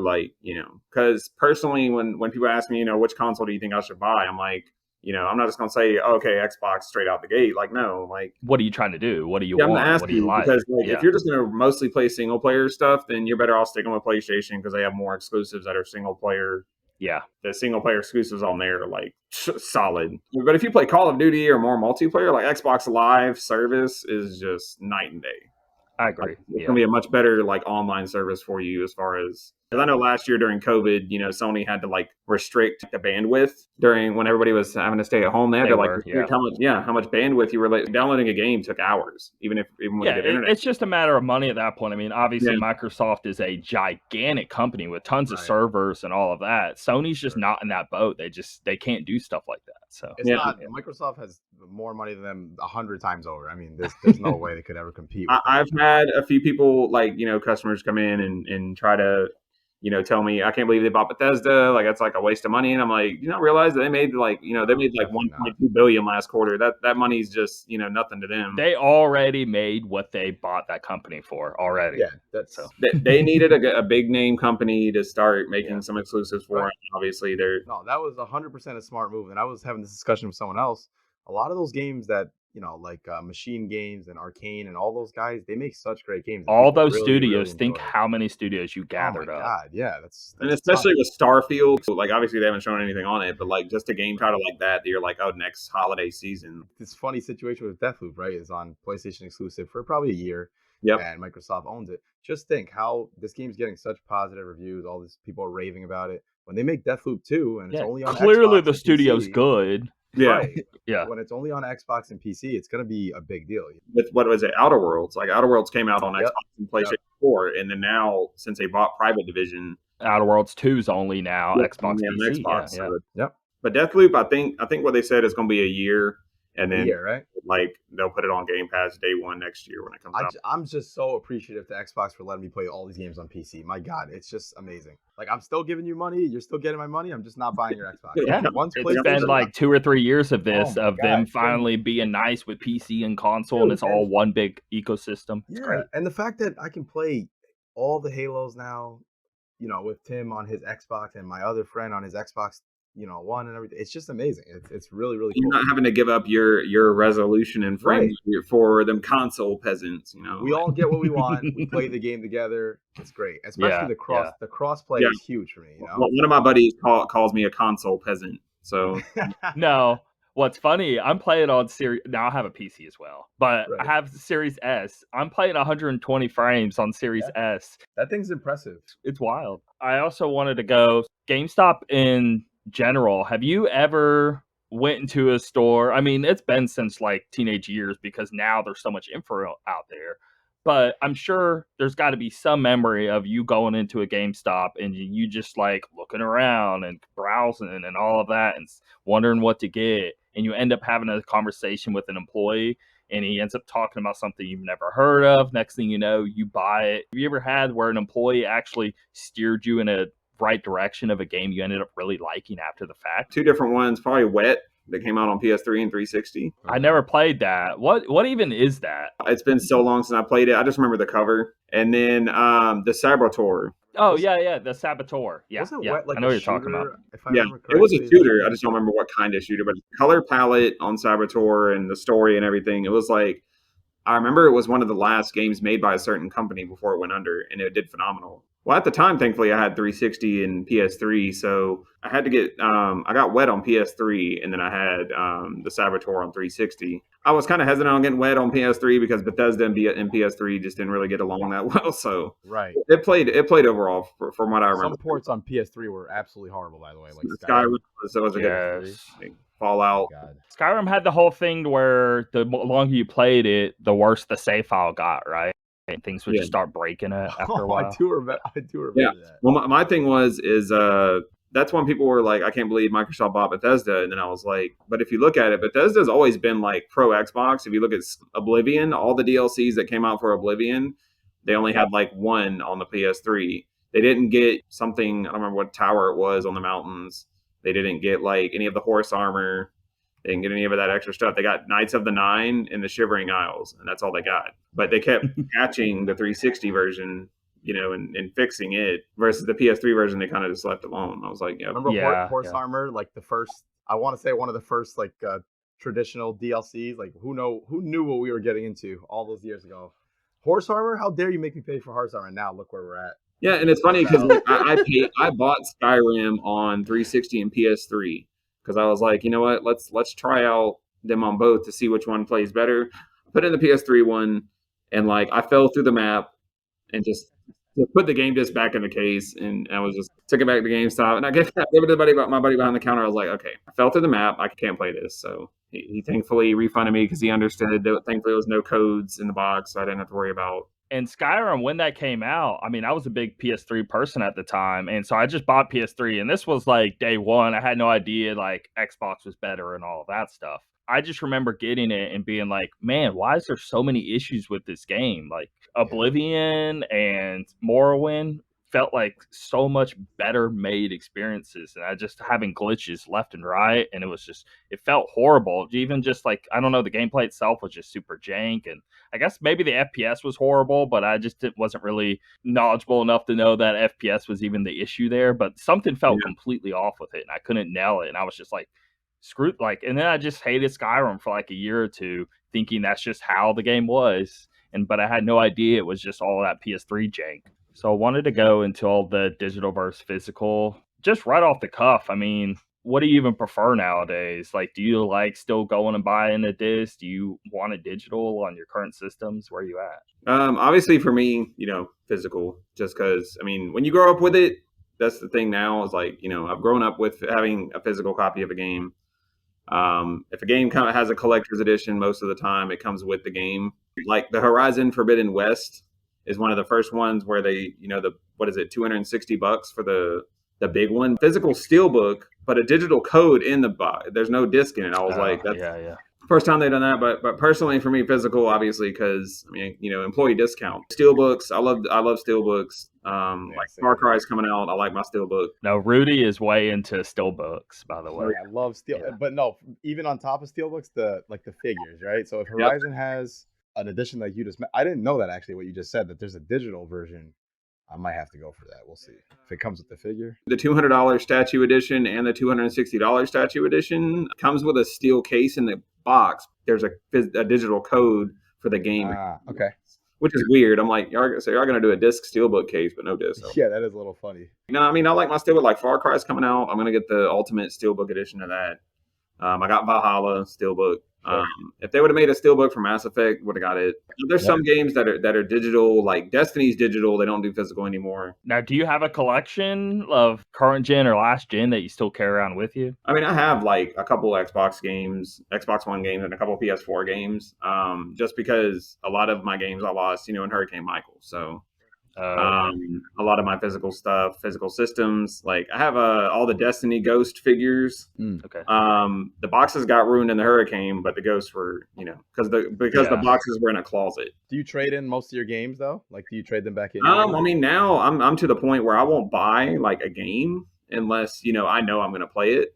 I'll check out a game and try it out. So it's too important for you to just turn around and get rid of it. I'll check out a game from work so that way I can try out the game and tell a customer like, hey, it wasn't for me, but maybe you'd like it, or just to give like a quick down. It's like being a chef. Whenever you cook a lot, you definitely need to try the food because you need to know, like what you're making here, what you like, what you don't like, what you need to try, all that. Like, in some games really you need to know. Yeah. Like Grand Theft Auto, obviously, when it comes out, you don't have you know what you're getting. Yeah. Call of Duty, Far Cry is pretty much, you know what you're getting. Madden, NFL, all that stuff. Personally, like, there's a couple things I don't mind digital. Obviously, like Destiny is a good example. If it's a game I'm going to play over and over again and I know I'm not going to sell it, then I'll buy digital. It's nice to quickly jump into it, Yeah. I get that. Trading in aspect. I know a lot of people that still like to be able to trade in later if they don't play the game anymore. It just sits there. Go ahead and trade it up for something else. Yeah, it's a good option to have if you ended up just like not really loving, or people, even if they love the game, they just want to play, they move on and that's that. They don't care about keep. How about you these days, Tim? Where do you fall on this? It had me thinking, I've been thinking about this the last few days and brought all this up. I'm really into the retro games. Like I have a bunch of NES games, Super Nintendo games, PS1, PS2, all that. And on GameStop they had, and I haven't checked recently, but I'm pretty sure they still have where you can buy the older physical games off of their website. They just don't have them in the stores. And I've always wanted that. That would be so cool if I could walk into a GameStop and they would have Super Nintendo games on the shelf or something. I feel that would be the thing that could save like physical media also being a part of these GameStops, because digital, whether we like it or don't, it's such a big battle of trying to keep people interested in the physical media, because they're like, man, I just can download my system and play right at midnight, and I don't have to go to the store, blah, blah, blah. Just convenience alone, a lot of people are going towards that route. But I like physical. Yes, I get in these lazy modes to where like, oh, well, if I play a game a lot, I'm going to get it digital because I don't want to be swapping in and out. As simple as that is, we just want the convenience. I was sitting there thinking of like, GameStop really needs to, they can get older stuff to where there weren't digital of PS2, there weren't digital of PS1, there weren't digital of all these. Right. And if you could actually have those in stores, but the problem is like, obviously that's a big hurdle because not many people even have these systems. So I'm trying to think of how you could really tackle that. But maybe you could have one of those like systems where it's like a 3-in-1 that other companies make that you can put the physical games in. Maybe they could sell those. And then that way people could be like, hey, we know you don't have this original NES. It's, 30, 35 years old. But if you bought this Retron 3 or 5 or whatever it is, maybe that could get people buying these classic games because they have a way for you to play we had a retro section. At my store, just a couple games and maybe a system, like a Dreamcast or an Xbox, something like that. Just a small cabinet, just with a couple things in there, and that people can show like, hey, and that's maybe what they could test it out. Maybe they could have a small section, and if they start finding success with that, then they can make it bigger and bigger and bigger, and they can go along with the demand, and that way they don't like. You don't want to just buy a bunch of stuff and it just sit there, no one ever mess with it. But you can always start small and build it up. Maybe that's a way they could tackle that. There's some people who fall in the middle category. For myself, like I forever was physical all the way, right? And then maybe like 2 years ago or so, I just started looking. Like I had 100 360 games and 50 Wii games. It's just like it was getting to be so much. And then the number one thing that was keeping me doing physical was the Best Buy. You guys remember the Gamers Club Unlocked where you get 20% off day one? I was like, oh my God, yeah, I'm still going physical. But then when that ended, I was like, let me just try it. And I don't know what the first game I bought it digital. And I was like, wow, this is available right now at midnight. Yeah. I'm playing it and I could preload it. And then ever since then, man, I've just been like 100% completely digital. Now, this generation and then towards the end of last, it has went nothing but sort of digital for me. But if a game is important enough, even the convenience aside, so like Smash Bros. Ultimate, I need that on my shelf. It's too important for me. So stuff like that, I will buy the physical version, but it's very, very rare, and it's only if it's insanely important. But I still have all of my, Wii, GameCube, PS2, all the way back to the original NES. Right. And it would actually be smart for people to buy physical right now because there's not many that even sell, and there's not many copies made. Right. The value is going to the value is going to skyrocket of like, especially PS5 Series X games. I'm telling you, because there is not many copies out there at all for these things. How about Wii U games? Talk about the value being amazing. Exactly. Wii U value is really high because of that, because there's not many copies out there. Wii U in the closet. I mean, it's not hooked up at the moment. People ask me, well, why don't you have a Switch? I have an Xbox and a PlayStation. They're like, why don't you have a Switch? And I'm like, well, my girlfriend has a Switch. If I want to play a game on the Switch, I'll play it on that. Play it on that. And be done. Like, I don't personally want one just because, I have a Wii U, so like a lot of the games that come out on the Switch now are just a lot of them are Wii U ports. Ported them over, and I'm like, okay, as soon as you give me Twilight Princess and Wind Waker on the Switch, then maybe I'll consider one. But until then, like, no, I'm gonna just keep rocking that. Now, what are you doing about Breath of the Wild 2? That one I'm probably just gonna steal your girlfriend's Switch for a few weeks. Yep. Play that. Probably beat it. We'll see. Because Breath of the Wild, like, I've seen it. I played it on PC and seen it running like 60 frames, and I'm like, man, Nintendo, like, y'all got to get on that. Awesome. Like, Breath of the Wild with 60 frames, they really should. So if they came out with a pro model for Switch, would that get you to want one? Like, It let's say it depends. was at It least depends. 1080 60 on all games. Like, does It that get you the depends game? because the hardware is, that's like 2 generations old hardware. Let's say it wasn't. Let's say it was. I'm just saying. Let's say it was what you wanted out of the hardware. You're not going to get 4K 60 on a Yeah. handheld. I mean, you got to have some sort of realistic. That's why I miss, Nintendo having just a home console. Yeah. I wish that they would make, a pro model which is for at home only, and then just have. Let's say they made a pro dock. Maybe that fixes it for you. Like a pro dock, the aspect of you taking it everywhere is what's going to hinder it. Yeah. Being able to. I personally think the Switch doing this handheld thing that they did was the smartest thing they could have ever done. They can't compete in the same space anymore, Like they had GameCube. I don't think they want to compete in the same space. They don't want to, and I don't think they should. But the GameCube, if I remember correctly, was more powerful than at least the PS. It was more powerful than the PS2, but less than the Xbox. It was right. So you had that. It had third-party support, and look, it sold like 20 million units. So that's not always the solution. I mean, people say like make a powerful system. Well, they've tried it and just didn't work for them. So they had a lot of third-party support on GameCube too. Like now that I'm thinking about it. Same with Wii U. When Wii U came out, third-party did jump on board, and it was better than 360 and PS3. It just wasn't as good as PS4, but they came out a little after the fact, so it was kind of that middle ground there. But what ended up destroying it for them was the other Nintendo stuff. Like basically, they in the beginning got a bunch of third party, and then third party died 6 months later. They didn't keep it going because if I'm developing for a PS4 and an Xbox One, I don't have to think about all these Wii U things. I can just make the same game for both systems. You always have to keep in mind the developers when you make a system. You want as appealing as possible for them to make a game for you. You want as easy as process as possible. So I think that's why Switch is so obsessed too, because hey, people making games, they know what they're making. They're not trying to put Destiny 2 on Switch. They're trying to put Ori on Switch. You know what I mean? Right. Like there's a difference there. So I've actually mentioned Ori to people when they're like, oh, what Switch games do you recommend? I'm like, I don't really play Switch that much, but like even Ori on Xbox, like you're going to love it even on Switch. Yes. That's one of those games like here, I'm just going to give you the case, not even give you the option. You're buying this game because like it's phenomenal. Like obviously they have DLCs, so they can't just take out the eShop on the Wii U because people have paid for digital content on there.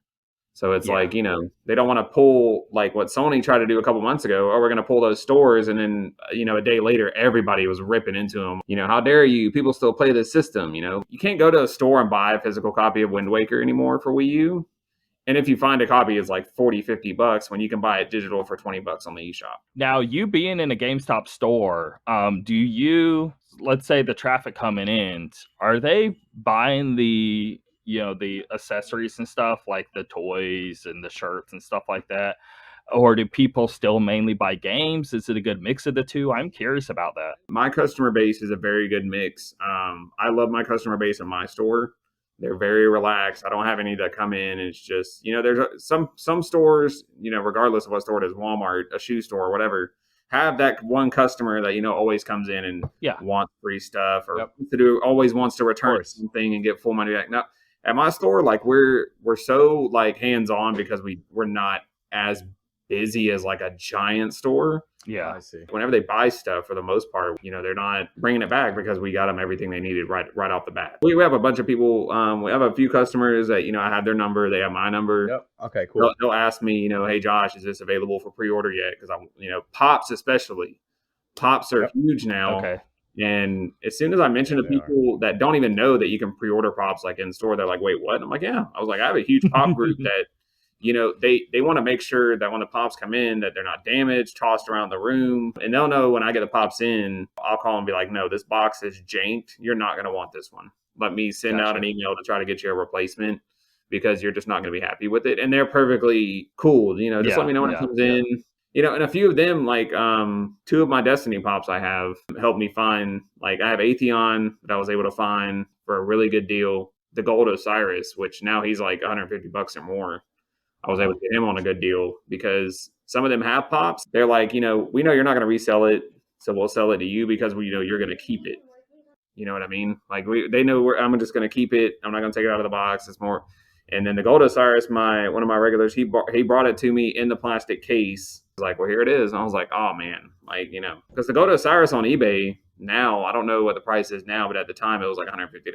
Gotcha. But what you're saying though is you're feeling happy about making all these connections with these people. Yeah. And that's what's driving them in. And especially whenever you have like, I have a few customers that come in, I'm like, and like the first thing that comes out of my mouth is like, oh Lord, and they just laugh because they know, I'm like, you know, what do you want, you know? Now, I was thinking of like the store in general, like GameStop's okay in 5 years. I'm thinking about the future here. I'm wondering, like, do you think these other items are selling enough to where like you think they're good now and they're busy and all of that? Or in 5 years, let's say the stock stuff is they need to, how do they win because the physical games are at a weird point? Like do you think the other stuff helps enough? I think it's kind of split. Obviously Nintendo's still doing the physical thing. So you're noticing a lot more Nintendo copies coming in than of other companies. That's cool. Nintendo, except for WarioWare, for some reason that one was just I don't know. That was the first time we've only gotten like I think we only got like one copy in, and it was the one that's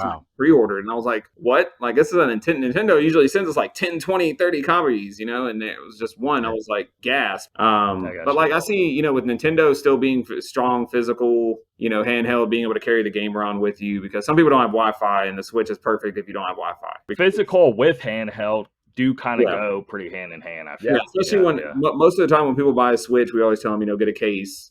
Screen protector. Right. You're going to put the games in the case. You want to be able to, because they're so small. I'm like, you're going to lose them. Yep. And most of the time they get one. And that's the thing with the physical games with the Switch is like, you don't have to have internet easy. You just pop it in and use it, you know? Yeah. And they require such a small amount of space when you use physicals on Switch. You buy yourself a 128 gigabyte SD card for cheap and you're good for, I mean, I've never had to change that thing, you know? And that's the thing is like most of the games, like even Breath of the Wild, even if I think the update file's like 2-3 gigs. Isn't that crazy? Like you have Call of Duty, you know, which I understand more is going on, but the fact that you have Breath of the Wild is like less than 10 gigs, it just blows your mind. It's crazy. Yeah, I think after updates, Breath of the Wild, I think when I looked probably bigger now, Yeah, when I went on the Wii U eShop like once, it was like I think 13.5 gigs. Okay. Still, but that's crazy. With the DLCs. I was like, man, that's nuts to think about that game that's that huge. It's only that, you know, small. But I mean, I think with the Pops, and I think they're starting to get more into the collectibles as well. Yeah, I feel if GameStop keeps doing what they're doing of being it more of like an all-in-one place and not just having games on the shelf, and it being more about the culture of almost embracing nerd culture as a whole, even Star Wars stuff or whatever, things way outside of games. If take and run with that, I think you'll be fine. Especially with PC. Now, every store has a PC section now. You know, you can buy keyboards, mouse. We can order you graphics cards, obviously, if they're available. Order you gaming monitors. We can actually order you gaming PCs if you want. Yeah. That's pretty cool, actually. I didn't know that. Yeah. Now, some things are limited. I've had a customer request for gaming monitors to be sent to the store, and they've had no problem sending those. I haven't tried a gaming tower yet. Mm-hmm. Maybe that could be like a feature, but I don't know how long. I would hate to like be like, hey, I need hey, I need one of these in my store. You need a dummy, and you get it 3 months later. You know, right. It's like no, like but most of the time when we have a customer that comes in, you know, they want to order something. You know, they don't want to order it through the website because they don't know how the shipping is going to be versus I'll be like, you know what, let me see if I can send out an email to see if I can maybe just get it sent to the store. So right. You can feel more secure. I mean, I order stuff online and I'll purposely send it. They'll give me an option to send it to Walgreens and I'll be like, hey, let's do that because I don't want to send it to my house. So right. If they send it to the store, a lot of times we get it quicker than they would get it to their house. Yep. And then if they have a problem, if they don't want it, it's not like they're having to return it from home. They're already in the store. They didn't even have to buy it. You know, we can just keep it. But now if somebody special orders something and someone comes in, you know, we'll wait until they get there to. I got you. Like, hey, your item's here. Come get it. Same thing with Pops. Like, you know, the Pops we're very strict with those, you know, because we want to make sure that people that pre-order the Pops get what they pre-ordered. Because sometimes, a lot of times, you know, you may accidentally put it out on the shelf and it's like, oops, that was a pre-order, and then it sells and you're just kind of whoops. Yeah, it's like whoops. But thankfully, we don't have that problem. But I think if they keep up with PC section, you know, getting better with collectibles. I mean, you can get Xbox games. You can pre-order Xbox games and Switch games digitally now in store. You know, you can just go put $5 down on a DLC code. And you can come in actually a couple days before it comes out. There'll be a preload date in our system to when we can print you out the code on the receipt. And you know, I did do that. So when I went and got that, stood in line forever. Dude ends up showing up at like 8 that morning. He's like, hey, I got 6 X's and 2 S's. And everyone wanted an X. So the whole line leaves. And there was one guy before me that wanted an S. I ended up getting the second S. So I stood in line for 4 or 5 hours. And then in the beginning, I was like, well, I was coming to get an S anyway. So it totally worked out for me. But when I went in there and got it, I was like, okay, well, I got to get some game. And I ended up going with Call of Duty, Cold War. I was able to get like the digital code and go ahead and activate it. And then so that way, whenever the very moment it went live, right, I still didn't have to go to the store. I didn't want digital. I mean, it's a digital console, right? So I was wondering, okay, well, how can I buy a game for that? But, you know, they could just sell you the code. And then I was able to activate it on the store and then just pre-download it and get it at release. So it worked out. Well, a lot of people that have pro member, like, here's the thing too, is like if you have a membership with GameStop and you buy a digital code for a game or even Xbox currency or a PlayStation currency or something, if it's a digital code, the next day it'll show up in your digital locker online. So if you lose the receipt or you can't tell what the characters are, it'll show up. But that's the thing, is like a lot of people, I'll tell people just put $5, you know, to reserve your code and then just pay off your code over time, just like you would a physical game.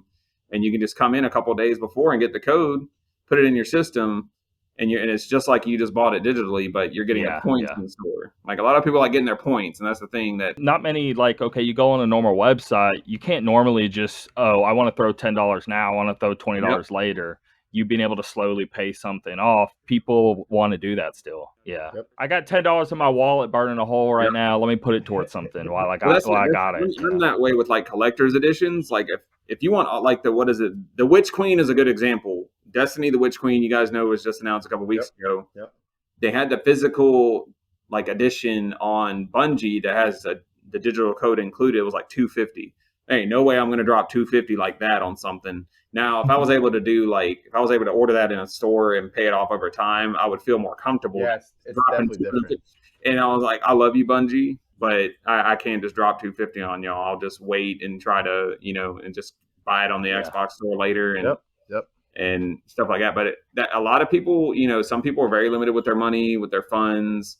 You know, I have one guy that comes in and he only puts about 10 or 15 on his game a month. You know, like Call of Duty, he's paid off on it a couple months now, and he'll have it paid off. You know, it just depends on people's life. You know, what's going on in life, and not everyone can just come in and, you know, drop $60 on a game. Having the ability to trade in a game and sometimes get extra credit if it's a new, you know, towards a new game. It's a lot of people prefer that than being, and plus physical games don't. You think they're doing a really good sort of middleman job here of basically being able to help people in all these different situations that normally, like, okay, you can't really deal with all of this with a Walmart or a Best Buy or a Target or whatever when it comes to video games, and you're sort of given this channel to sort of help all these different individual things out and allow people more freedom to get the games they want. Yeah, and that's the thing too, is like, you know, it's like you can go to Walmart and get a game, that's great, but they're not going to tell you, you know, how the game is, or, you know, you don't have the option to buy it pre-owned, and if it's not good, be able to return it. If you buy it at Walmart and you don't like it, you're just stuck with it, you know. Like, one thing I would love GameStop to do before we go, I always thought it'd be so cool if they can finally try to embrace, like, people going into a location and doing a tournament or something like that, or setting up some monitors, controllers, and let people do. I know it's COVID right now, but let's say next year, you know, they've tried it before, but they never really had much success. I think they could do it good enough where they would have success. I do believe in the idea. You know what I mean? Like, I think you could totally set up a station, people come in and play, and you could have it going all day long to where all it is like one person walked in, and then if another challenger at any point in time wants to then challenge that guy, you can make the money deal right there on the spot. You could just be like, $20, store gets like $5 of the total or something like that, right? And you could just do money games throughout the day with different customers, and it would bring a lot of people in. And I mean, you always want people to come in the door regardless of what's going on. And I think that could help a ton. You know, and if they get their district leader, you know, and with it, maybe the district leader can work out something to where, you know, hey, if you win the tournament, you get a gift card, or, you know, right. You know, work with them, like, instead of 20 cash, you get 20 credit.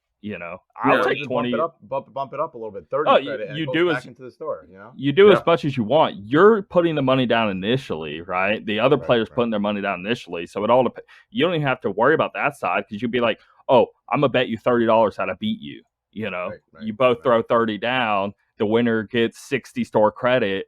Now GameStop's getting stuff out. You could work out a system to where everyone benefits and people can like actually have like a challenger sort of moment, because you can't really do like that's not a thing really anywhere to where you could just challenge a random person at any point in time. And I've always thought that would be such a cool idea. And of all places, GameStop it'd be so easy. It would just be like 2 or 3 units max and you'd be good. You don't have to do a whole like huge tournament with 16 players and hogging up the store and being a whole big mess. Just do 1v1s or something. There's ways to, That's what's nice about my district manager is like, he's very good about, if you have a recommendation to improve anything in the stores, not even just your store, he's all for it. And if it works, it works. If it doesn't, well, tell him my idea. Okay, you can say it's yours. I don't care. I just need to see it become a reality. I've been with the company for just over 2 years now. And it's one of those things like I enjoy my job. To me, it's not even a job. It's more of like a hangout because, video games have been my life for, most of my life. Hey, it's why we're doing this podcast. We're trying to actually do stuff with these video games instead of just playing them and that's it. Like you want to work in the stores, you can talk about it with other people. So you can help people like play this stuff and like just the community of it, whether it's your job or whatever you're doing. Mm-hmm. Like we just trying to turn it into something more. Every store you go into is going to be different. It depends on who's running the store, their attitude, how excited are they to be there. Some people, may be there. We don't really have any stores around here that are like that, but I know some stores may have employees that are just there to make a quick buck, get a discount and leave. Of course. But then there's some like myself that, go in there, I watch videos on YouTube, I keep up with the news pretty well on social media when it comes to games. I'll tell people a game is going to go for pre-order and they're like, oh, I didn't know that. And it'd be one of their favorite games. I'm like, yeah, well, announced on Facebook this morning that it was going to go live or something. They get all excited and I get excited with them because I'm like, Yeah, I read it and watch it all day, every day, but you'll be really surprised to the average person just walking the streets. They don't know like a fraction of what's in our head, and you being that person for these people can help a lot. But whenever I see people in like these Facebook groups that we're a part of and stuff, and they say stuff like, oh my God, how dumb would you have to be to mistake the Series X for this other Xbox? I'm like, guys, you have to. People do it all the time. Like this is not a big part of these people's lives like us, People make mistakes like that all the time, I'm sure, and they're not dumb for it. They just don't follow it like we do. And that's why I said like that's what's the fun part about my job is, like I said before, when people come in and ask like, well, what console do you think I should get? And I'm just like, like this, like, all right, sweet. Let me start asking. Let's see. Yeah, like let's dive in. Like let's see what you're really after. Do you have kids? Are you traveling a lot? Like instantly, if they say they're going to travel a lot, I'm like, okay, well, probably a Switch is going to be like easily because, you can take it with you. But a lot of times I'm like, okay, just getting into that conversation's fun. And then when you get them set up, they're excited because, you're just like, it's more personalized, I think, than just going into Walmart. Okay, I want that and leave. It's more of, you're probably going to like that. Or if you're honest to a customer, like I'll tell a game, nope, hop trash, don't even bother with it. And they're like, oh, thank you for being honest. I'm like, hey, I'm just trying to save you from having to do a return. Like, I want you to get something I know you're going to enjoy and come back. Because if I sell you something you like, you're going to come back to me later and want more recommendations. Now, what if a customer buys a game and let's say like, okay, it's online only and the servers are down when they go home and buy, and it's basically something beyond the control, or the game's broken on release, something that you wouldn't know, they wouldn't know, whatever. They get it. Like, what's the return on that? Can they return next day? Do they have like 2-3 days to return? How does it work? It's a game to game basis, I think. I know a lot of times too, if you have a pro membership now, and a game comes out, a few games give you, like Madden was one this year. If you bought Madden on like release day, you had 48 hours from that release date until that Sunday to come in with your receipt, and there was a code on it.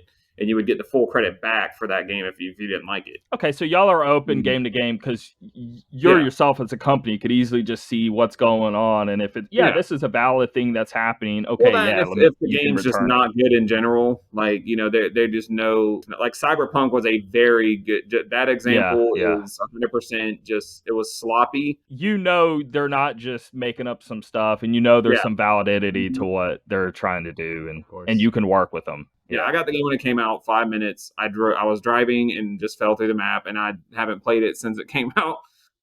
What was that on? What did you buy it on? I mean, it was Series X. Like I have the Series X version, but it's just one of those things. It's an isolated incident. But I was like, you know what? I'm just gonna wait for the next gen update and maybe. No, there was a lot of bugs. Even on my computer, I was having some issues. It wasn't enough that I didn't still enjoy the game, but I'd be lying. Anyone who says I played through the whole game, I had no issues. I'm like, you're lying. They're lying. Yeah, you're lying. I played through it and I had probably realistically 100 issues, but it just I just liked it so much, and I really enjoyed it. Yeah.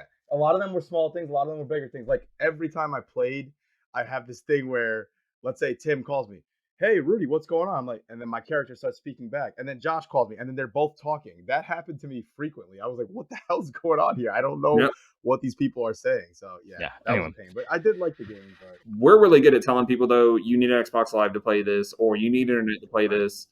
Anytime somebody brings up Call of Duty to the counter, I'll tell them, do you have internet? Because if not, you're not really going to play this game because of all the patches and updates. Right. And most of the time, they're really happy that I told them instead of them getting home and having to turn around and come back. But we got to bounce here real soon. Do you got any just closing comments? Anybody of anything GameStop related? That I mean, I enjoy my job.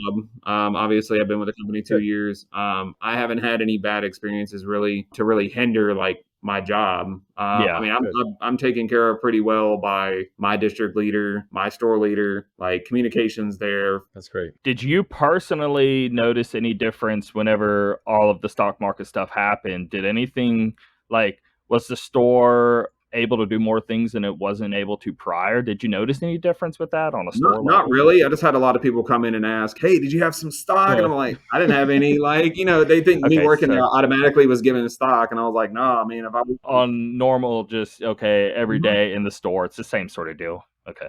But I had quite a few people come in and buy something just because they made money off of the stock, which was funny. I see. I was like, all right, cool. Well, thanks for coming on and sharing all that with us, man. It was interesting. Oh, yeah, man. Anytime. Yep. And then, we can have you on about specific gaming topic, but I figured, hey, you're a GameStop employee. We can talk about GameStop for a minute. I've always wanted to, so I thought it was a good opportunity to do so. I'm all ears, anytime. Destiny's always a good thing because I'm trying to get into that and I really want to play that. And yeah, man. I need to hit you up and try to get into Destiny. Well, it's cross-play now. It's cross-play. It's free to play. I'm down. I'm down to jump in. Don't want to hear no excuses, sir. Yeah. You can feel the Bungie play again. It's been since Halo 3. Anyway, all right. Sweet. Witch Queen comes out in February, and it feels like it's going to be the next Taken King, where it was like an actual good expansion to the game. So we'll see. Nice. All right. Well, I'll see you guys. All right, man. All right, guys. See you later.